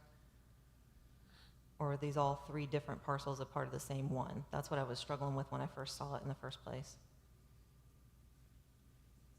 Mrs. Reese, would you like to be part of it? No? All right. She's staying out of it. She says, no thanks. So the boundary of shall include the parcels of real property identified and depicted in exhibits 1, 2, 3, and 4 attached herein. Notice is given. I'll just give you a quick Yeah, explanation. that'd be 'cause- so much easier. So the idea is that these are over by New Carlisle, Clark County, anything that's kind of in the line of fire that's could potentially be annexed in the future. So it is not the parcel that the developer is currently looking at annexing, which you have already received notification for. So this is all the ones that kind of are above it and below it, that in the future, potentially Clark County would touch New Carlisle and Clark County, and they could come and annex. So the idea is to put what's called a springing TIF on them, which means it's not in effect until any kind of development occurs. And if that does happen, then we can sort of enable that TIF to help with the infrastructure. And then that's when the school and CTC would become involved to come and get their share. So that makes sense. That makes perfect sense, and it's so helpful, because when I was reading it, I was like, I don't know what we're doing. So thank you. Done? Yes, thank you very much. Okay, that sheds so much light on this attached document. Thank you. Mrs. Reese, in the future, I wish that the township trustees could put some more landmarks on the map, because it's not always easy to see where we are and which By direction. parcel numbers and whatnot? Yes, parcel numbers and, very good, thank you. Okay. Well, I think there's So- only one that even has, no, there's two. Two of them have a road name on them, but one of them has no landmarks at all. So this was not for a vote, this is just for our consideration, because there's really nothing for us to do. It just is what it is. It's more of an update for our own knowledge, correct? Informational only. Yep. Okay. Does anyone have any further questions, comments? I just wanted to check on I saw 75, it's going to be 75%, Julie, of can you speak to that at all?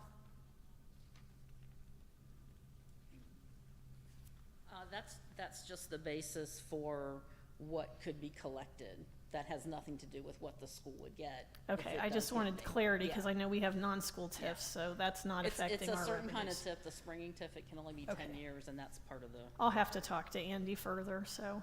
And also, Julie, Yes. in section 5, and Tina might be able to answer this as well, are our TIF payments currently paid to us at the discretion of the township trustees? Because that's what it says in section 5. I wonder who we receive our TIF payments from right now. Well, that's if this would get enabled once development started.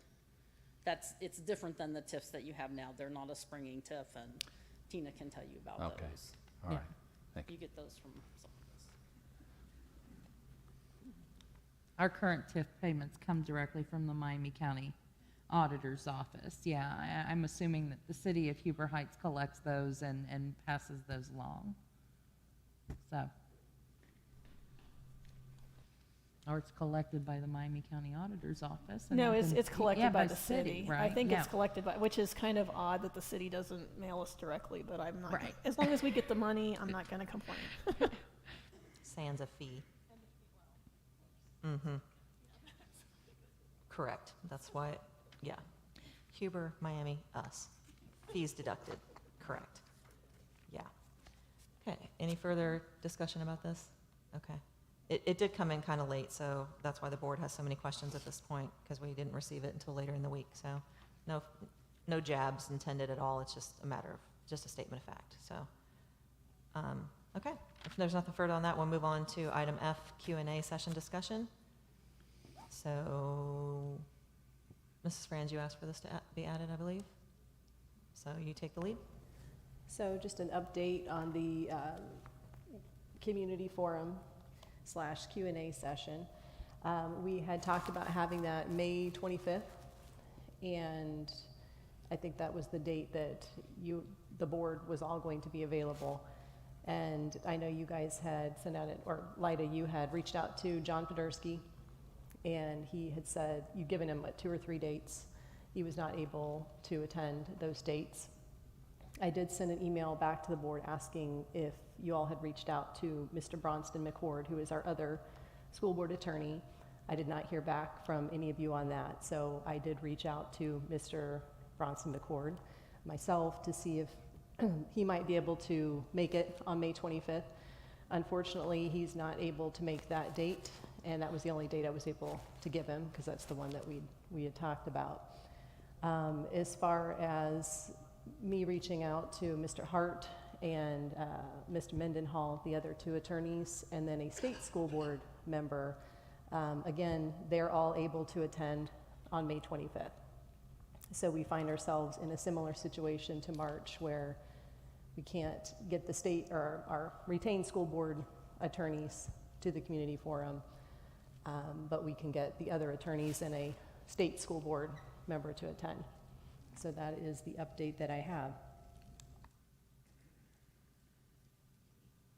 Thank you for that. And I mean, you're absolutely right. I did not reach out to Mr. McCord, honestly, because there's been so many questions for Mr. Podgorski that I figured he was the primary to get there. And when he wasn't available, it didn't really seem much point to reach to Mr. McCord, but I thank you for doing that. I do appreciate that. I thought we had already eliminated Mr. Hart, so I guess that was kind of a question for me of why he was still in the running, so to speak. And I'll just leave that. I don't remember a where that is. discussion on eliminating any of the attorneys. You'd asked me a couple meetings ago for the names, and I gave them to you, and you guys wrote them down. That was the last discussion I remember on having about those attorneys. I'm pretty sure at a work session we had discussed the fact that he works for the Center for Christian Values, and since the community had so clearly expressed not having biased participants, that we had said he was a no-go at that point. And you had said Mr. Hart, and I said, yeah, that's the one, and so I thought we had already eliminated him No, from the I talked with conversation. Danny. Danny was concerned about us not being able to get any school board attorney to attend or just one, and he was concerned about the fact that there would be one school board attorney and then I would have two attorneys. And I think he suggested me asking one of them, not to attend or just picking one of them to come, but so there was that discussion. Well, I mean, I know what happened at the work session, so we can check the tape if we need to, but I definitely said what I said, so I'm not trying to be argumentative, it just is what it is, so. Well, I mean, yeah, I get the concern there, but also in the same token, we do have a school board attorney who's given his personal opinion that wasn't asked for on this issue. You are not So- supposed to reveal conversations that happen in executive session, so it's inappropriate to even be bringing any of that up. Actually, he broke the rules of executive session, But so that doesn't when enable he you took to. his That attorney's does not hat enable you off. to, Mrs. No, Franz. I'm I'm gonna sorry, hold the I've line on talked that. I've talked to an OSBA attorney about that to clarify that. So when he broke the rules in executive session by quote unquote taking his attorney's hat off, then I wasn't bound by any kind of, I still don't see how that's a violation, but I guess I'll have to call them and talk to them myself. you can do that. And I probably will, I'm sure, but nevertheless, we have a code of ethics that we maintain, and we as a board follow that code, and that code says that we don't discuss things that happen in executive session. So I'm going to ask that we enact our own code of ethics, and we do not talk about what happens in executive session in public forums. Well, I'm So- happy to follow executive session, but when our attorney breaks those rules, then he stepped out of line. Nobody asked him for his personal opinion on that. That was totally inappropriate. So I bring that up because if we're going to go down that road, and you're going to pick on this other attorney because he's part of a nonprofit organization, Center for Christian Value, then we can also, talk about Mr. Podgorski's personal feeling and opinion on things. I think that's only fair. But I think it's safe to say that, and correct me if I'm wrong, the board has no stomach to continue with the community forum.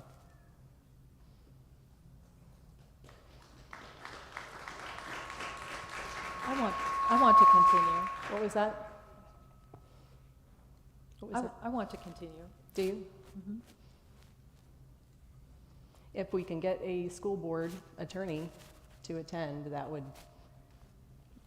make it happen.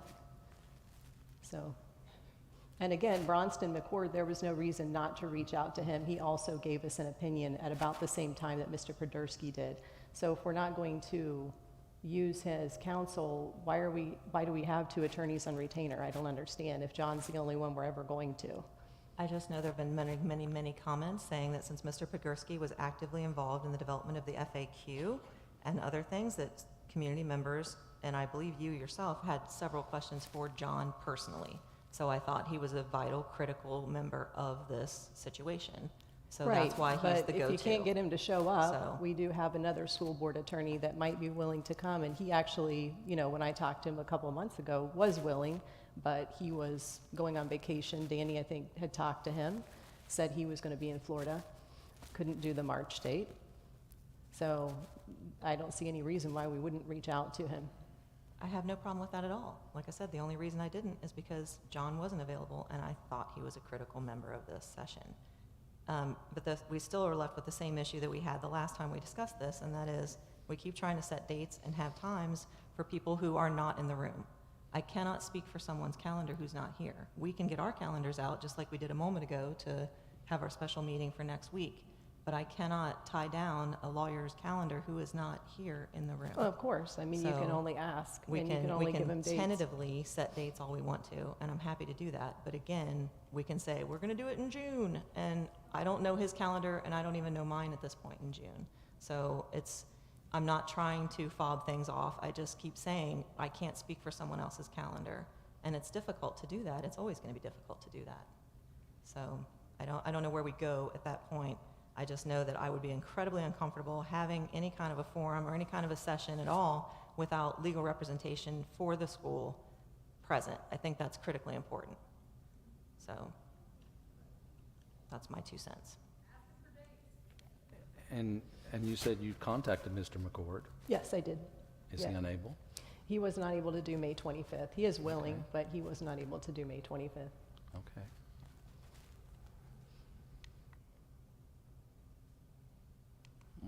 Thank you for taking that on, Yeah, no making that problem. I call. wanted to be able to give a full report that we did everything we could to get a school board attorney May 25th.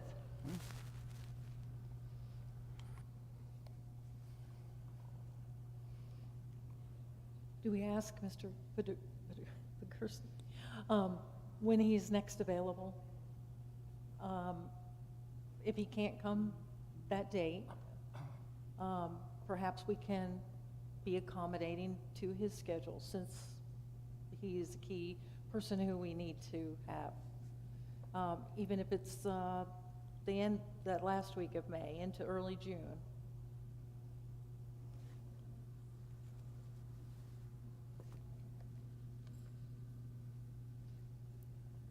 I mean, I know I'm gone in June, not that I need to be critically there. I mean, I know John's more important than I am by a long shot, but I'm definitely not available the first 2 weeks in June myself. Right, we all gave our dates as to when availability was already for the entire month of May. Right, for May, Uh-huh. yes.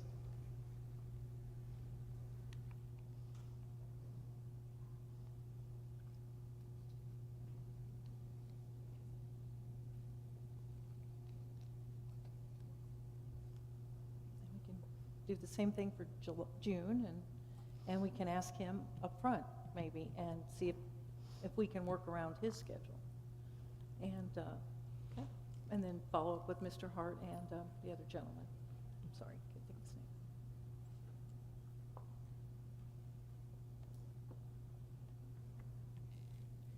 Thoughts from other members of the board?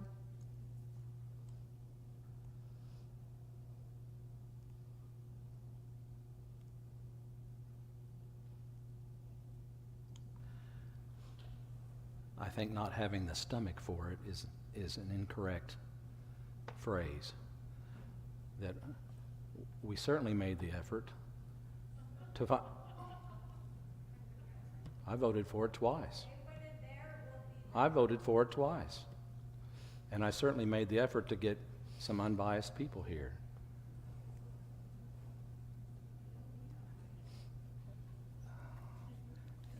And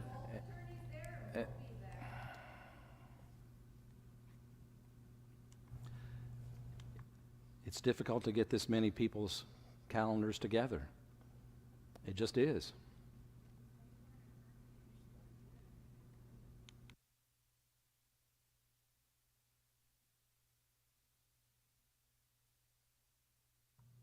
Anything further before we move on? So as I understand it, next steps are to check with Mr. Pogorski and see what dates he has in June, and then check with Mr. McCord and see what dates he has in June, and then get with the board, so do it the other way around. Is that what I'm being asked to do? Reach out to Mr. Pedersky? Mm-hmm. Okay. Did you also want to reach out to Mr. McCord, or do you want me to extend? I think that's what I just said. I would check with Mr. Pogorski first for June, then Mr. McCord, and then get back with the board. Like go the other way around. Is that what I understand? Well, and you might as well coordinate with your schedule while you're on the phone with them, because you know the dates you're not going to be here, so that'll be at least one of us it'll work for. Okay, anything further? That's all I've got. Okay. All right, That sounds good, Lyda. okay, Thank you. all right. If there's nothing further, we are ready to move on. Moving on to the hearing of the public. First up is Hayden Pennington.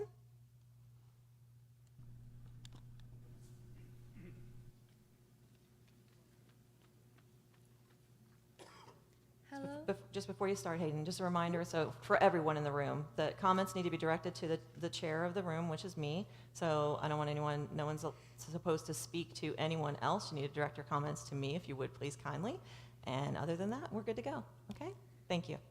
Hello, I'm an 8th grader at Bethel Middle School, and I have multiple friends within this community that the bathroom situation might affect. And I am personally worried about how this will affect them, because I know many people that are not the kindest to that community, and I think that this could negatively affect them. So I am worried that when they are put in the situations of going into these bathrooms, that they might end up having some bad situations happen to them. So I am worried about that, those kind of things happening. So thank you.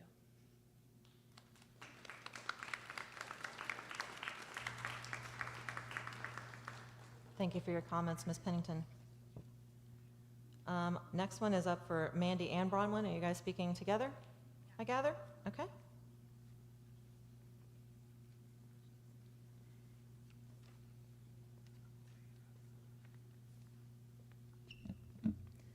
On May 4th, the members of the Bethel Local Schools Board of Education and its administrators received a letter from Ohio State Representative Jenna Powell. Ms. Powell sent me a copy of the letter as well. For those unaware, Ms. Powell represents the 80th House District in Ohio, which covers all of Miami County and portions of Darke County.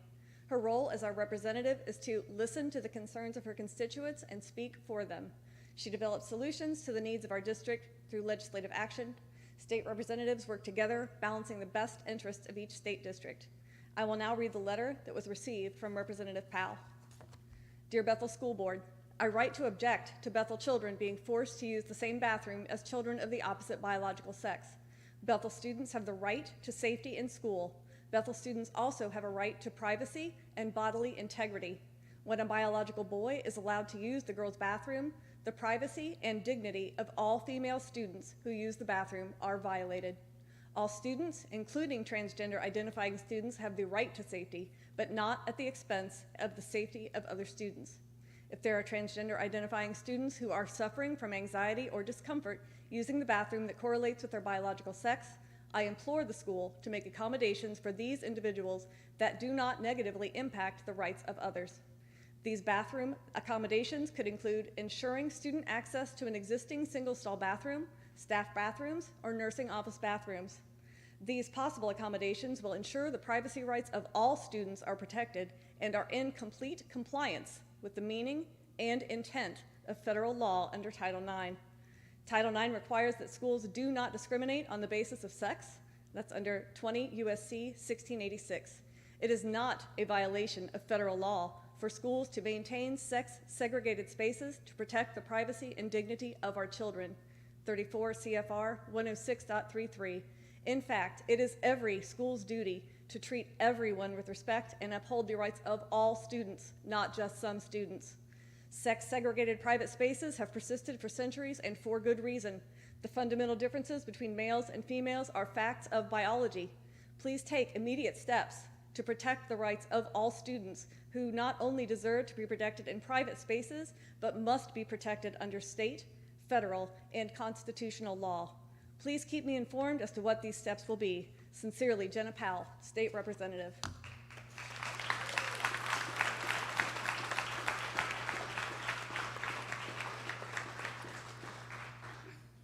We have presented this board with an abundance of evidence on why the decision made to allow students of the opposite biological sex to use the restrooms of their choice at the beginning of this year must be reversed. Most of our concerns have been ignored. Much of our community has spoken out against this, as shown by the overwhelming number of signatures we have received to remove 3 of you. We have asked that you walk back the new policy and come up with something better, or at minimum, address safety concerns before implementing it again, but that too has been ignored. We even took the recommendation by one of you to hold a small group meeting to come up with a compromise. Even though we did not agree with this idea as being the right step, we reached out an olive branch in hopes of finding a middle ground, but that was denied. You were voted in to represent our community, which you are no longer doing. We have asked you to resign. You seem uninterested in that. You continue to allow misinformation to run rampant by not addressing our questions and concerns. You, not us, you have caused division and hate to spread in this community.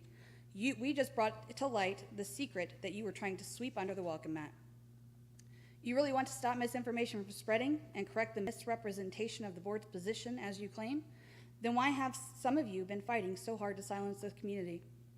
We have the backing from our state representative, Jenna Powell, as you heard in the letter just read. We have been assisted by the Center for Conservative Values to secure meetings with Representative Powell, Representative Gary Click, who is the 88th Ohio District Rep, and Representative Adam Holmes, who is also the 97th Ohio District Rep. We have spoken to Warner Mendenhall, who has agreed to represent us, as well as American First Legal. You continue to leave all of our children in your care vulnerable. We will no longer tolerate your inaction, and we will be submitting the signatures to probate court for your removal on Monday, May 16th, if the 3 of you have not vacated your positions.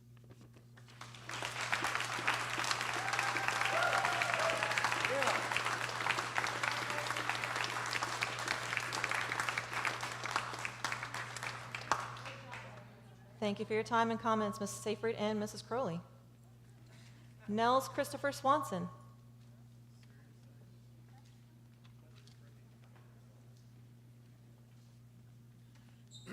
My name is Chris Swanson. My nephew, Jason, was unable to be here because of his work schedule, and I feel compelled to read his comments. My name is Jason Swanson.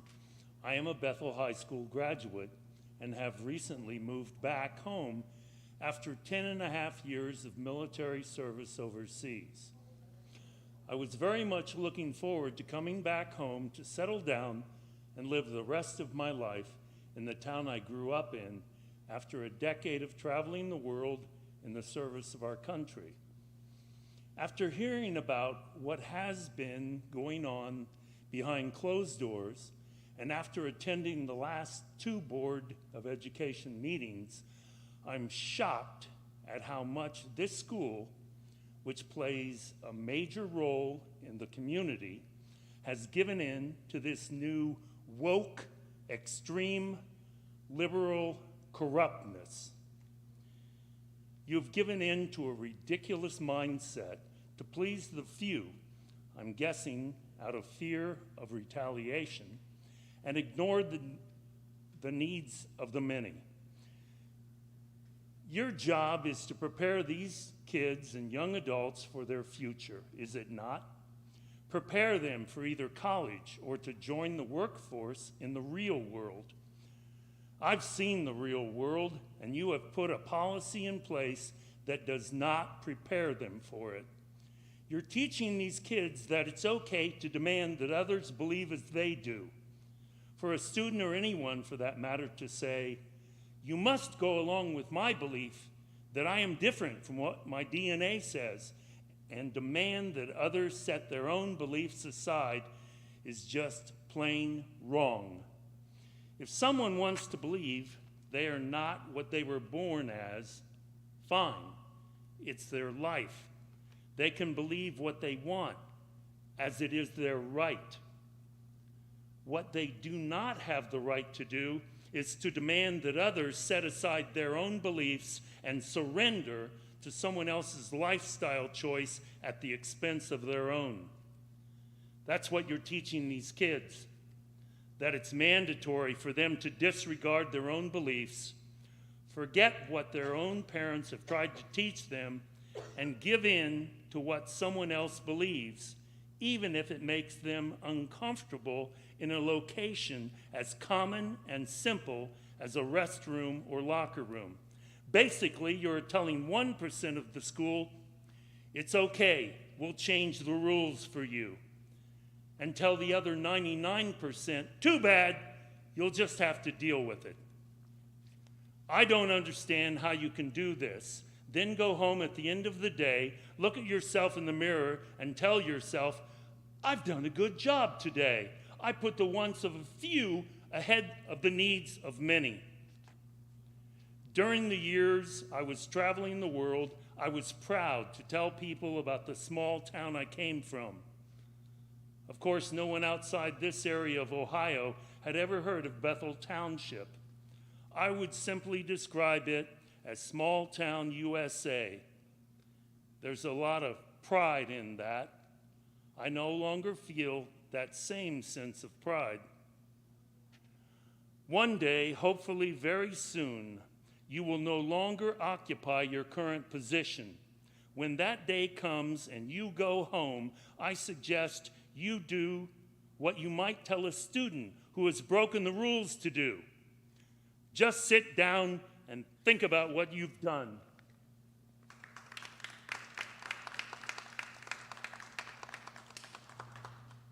Thank you, Mr. Swanson.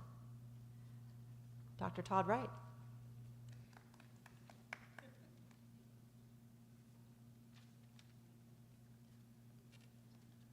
Good evening.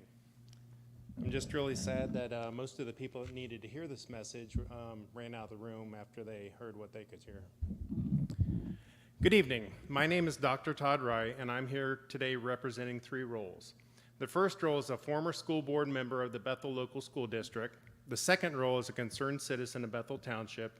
And the third is a friend and ally of the local LGBTQ+ community. Many of you, the second you heard me mention the words LGBTQ+, placed a block in your mind. I beg of you, open your mind and hear me out. I, along with many others, have seen the signs that members of the community have placed that state, keep our children safe.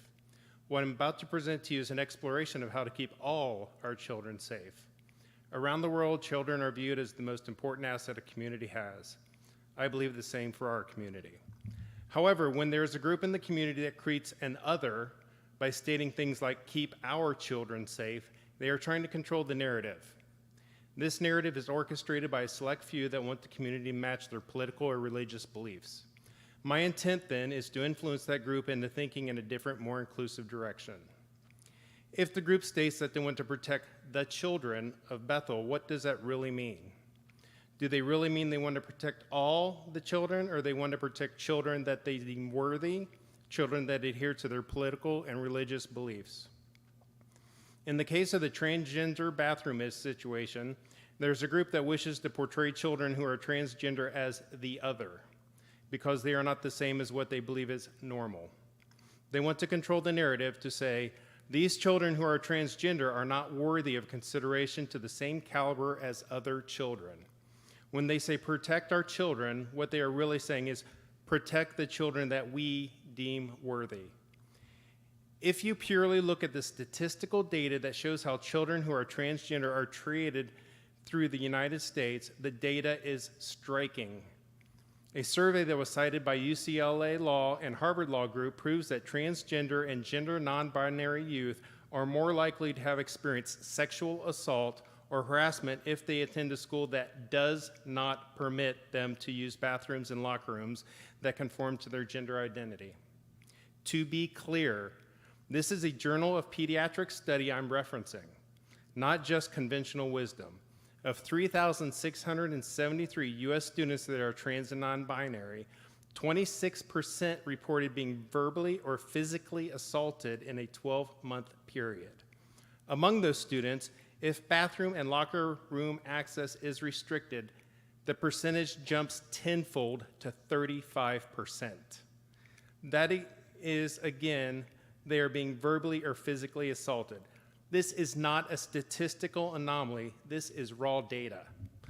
So after presenting you the data, I ask you to look at what you are doing and telling the community if you're saying to protect only children you deem worthy, not all children.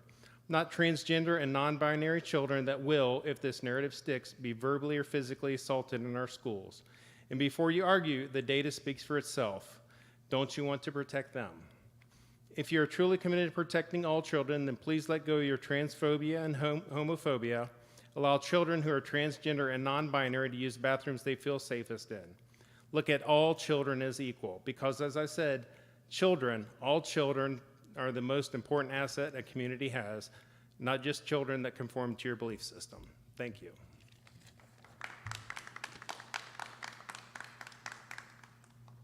Thank you, Dr. Wright, for your comments.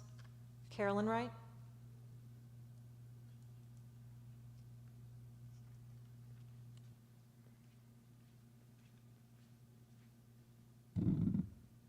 Hi, good evening. I'm here as a Bethel graduate, as a parent of 2 Bethel alumni, and as a lifelong community resident. And I'm here because I'm deeply saddened by the tone of the rhetoric that I've heard over the last several weeks.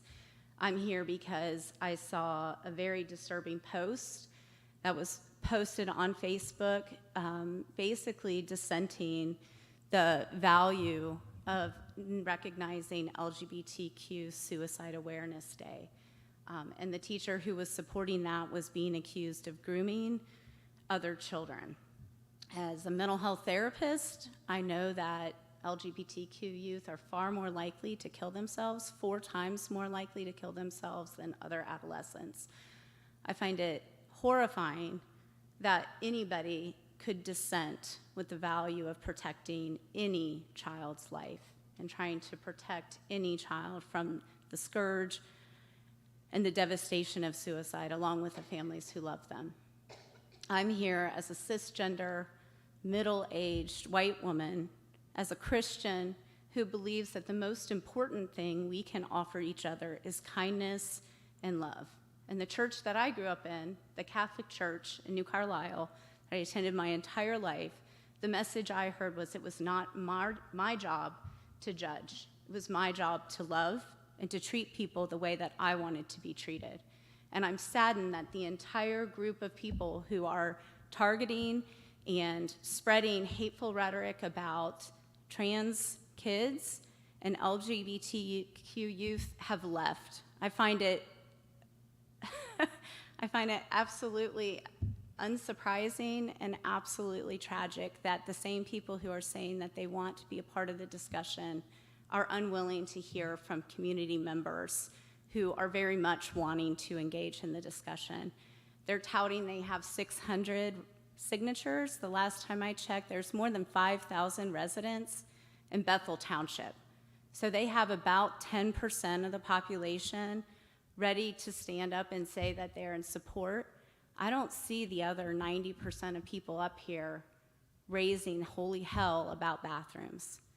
I find it ironic that on a day when we're talking about student safety, there's been dissent about bloodborne pathogen policy. I mean, that's not rocket science, that's keeping kids safe, right? I didn't know that bloodborne pathogens were a controversial issue. So if we want to talk about student safety, we need to talk about safety in all areas. I want to know how many bathrooms actually have doors, because my entire career at Bethel Township, or at Bethel schools, my entire time as a Bethel coach, there was not a single door banning anybody from entering any bathroom. When my daughter was a student here at Bethel, she received genital pictures from boys, and when I brought it to the school's attention, I was told that they couldn't do anything because they couldn't tell it happened on school property. We knew which student it was that was sending it to her because she had his phone number in her phone. And when she was receiving messages, nobody was standing up to protect her safety. I don't know, and I'm curious, but when my children were both students here, there was no conversation about sexual assault. I'd like to know what the school is doing to address the alarming statistic that 1 in 3 women will be assaulted in their lifetime by people they know. So I'd like to know what the school is doing to protect those children. I don't think we get to talk about student safety by focusing on one issue that affects a tiny proportion of the population, while we refuse to address safety concerns as basic as bloodborne pathogens. So I appreciate your time tonight. I appreciate your attention, and I will be at every school board meeting from here on out to ensure that the other 90% of Bethel Township residents are represented as well. Thank you for your time.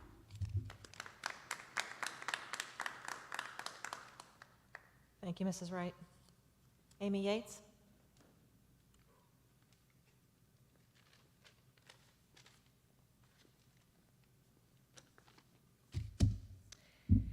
Thank you for allowing me the time to speak tonight. I recently wrote a quote online by Myra Hadlow that really struck a chord with me. She said, "Before you silence yourself to keep the peace, ask yourself, what is the worst thing that can happen if I use my voice? Usually the answer is, this person may dislike me. That's it.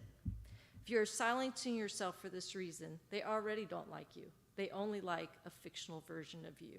Raise your voice." My wife and I have lived in Bethel Township for over 20 years. We chose to start a family and have raised our kids here together.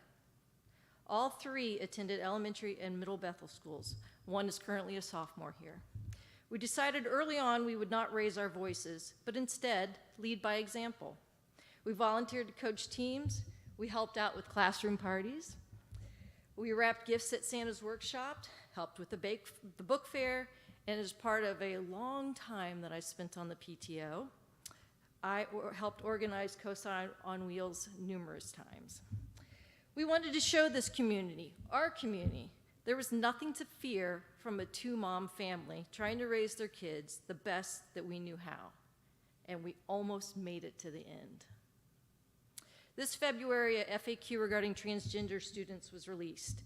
Not long after, many members of our community, who are now gone, began to show their true colors. What started as a concern about transparency and safety has grown into something entirely different.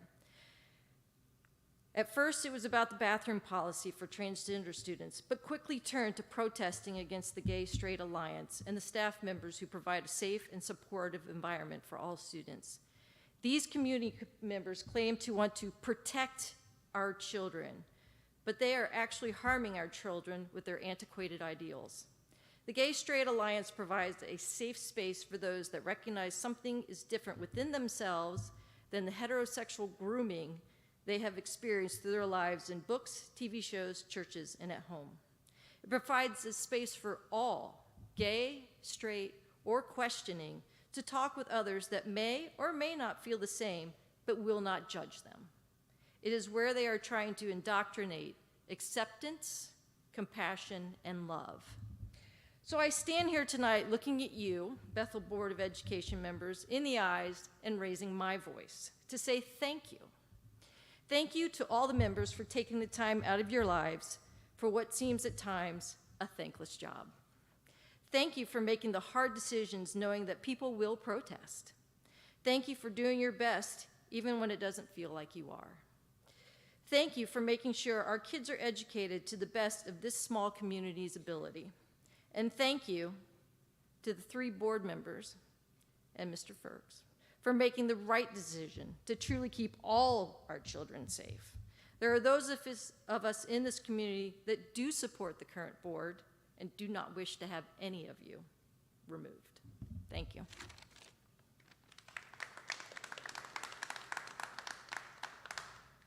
Thank you, Mrs. Yates.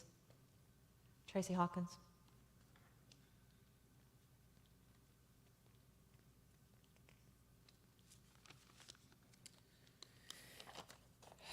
To the Board of Education, thank you for allowing me this time to speak. My wife and I have lived in this school district for over 20 years, as she just said. We have 3 kids who attended Bethel grades K through 8 and currently have a sophomore at Bethel High School. Our family is part of this community, and I also want to say thank you to the board members. Thank you for stepping up and serving a position that honestly doesn't seem like a lot of fun. Thank you for making the hard decisions that need to be made to follow the law and keep the students safe. Thank you for trying to do the right things for our children to ensure they have a good education in a positive and safe environment.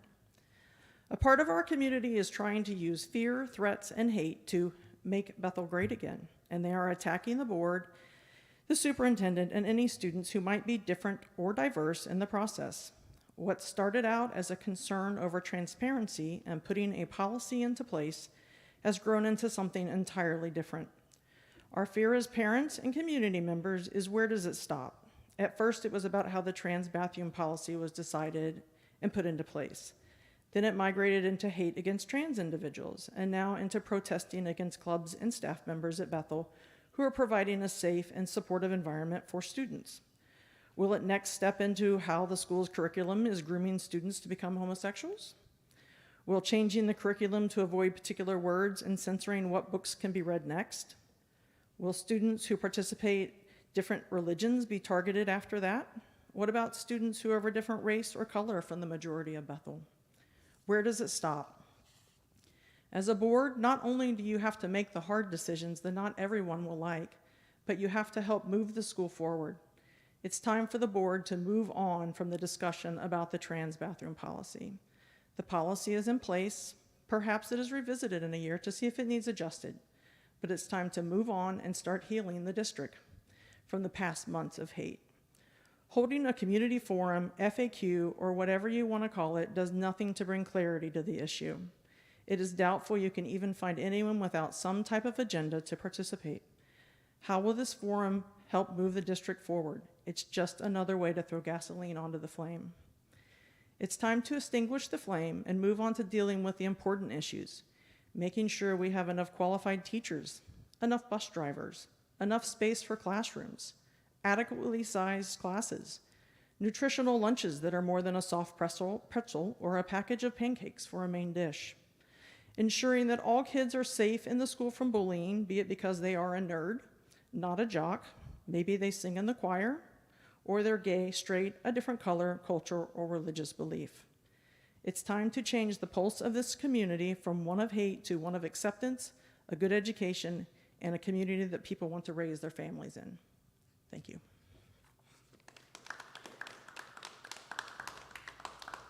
Thank you, Mrs. Hawkins. And that concludes our hearing of the public. At this time, we address whether there is a need for an executive session.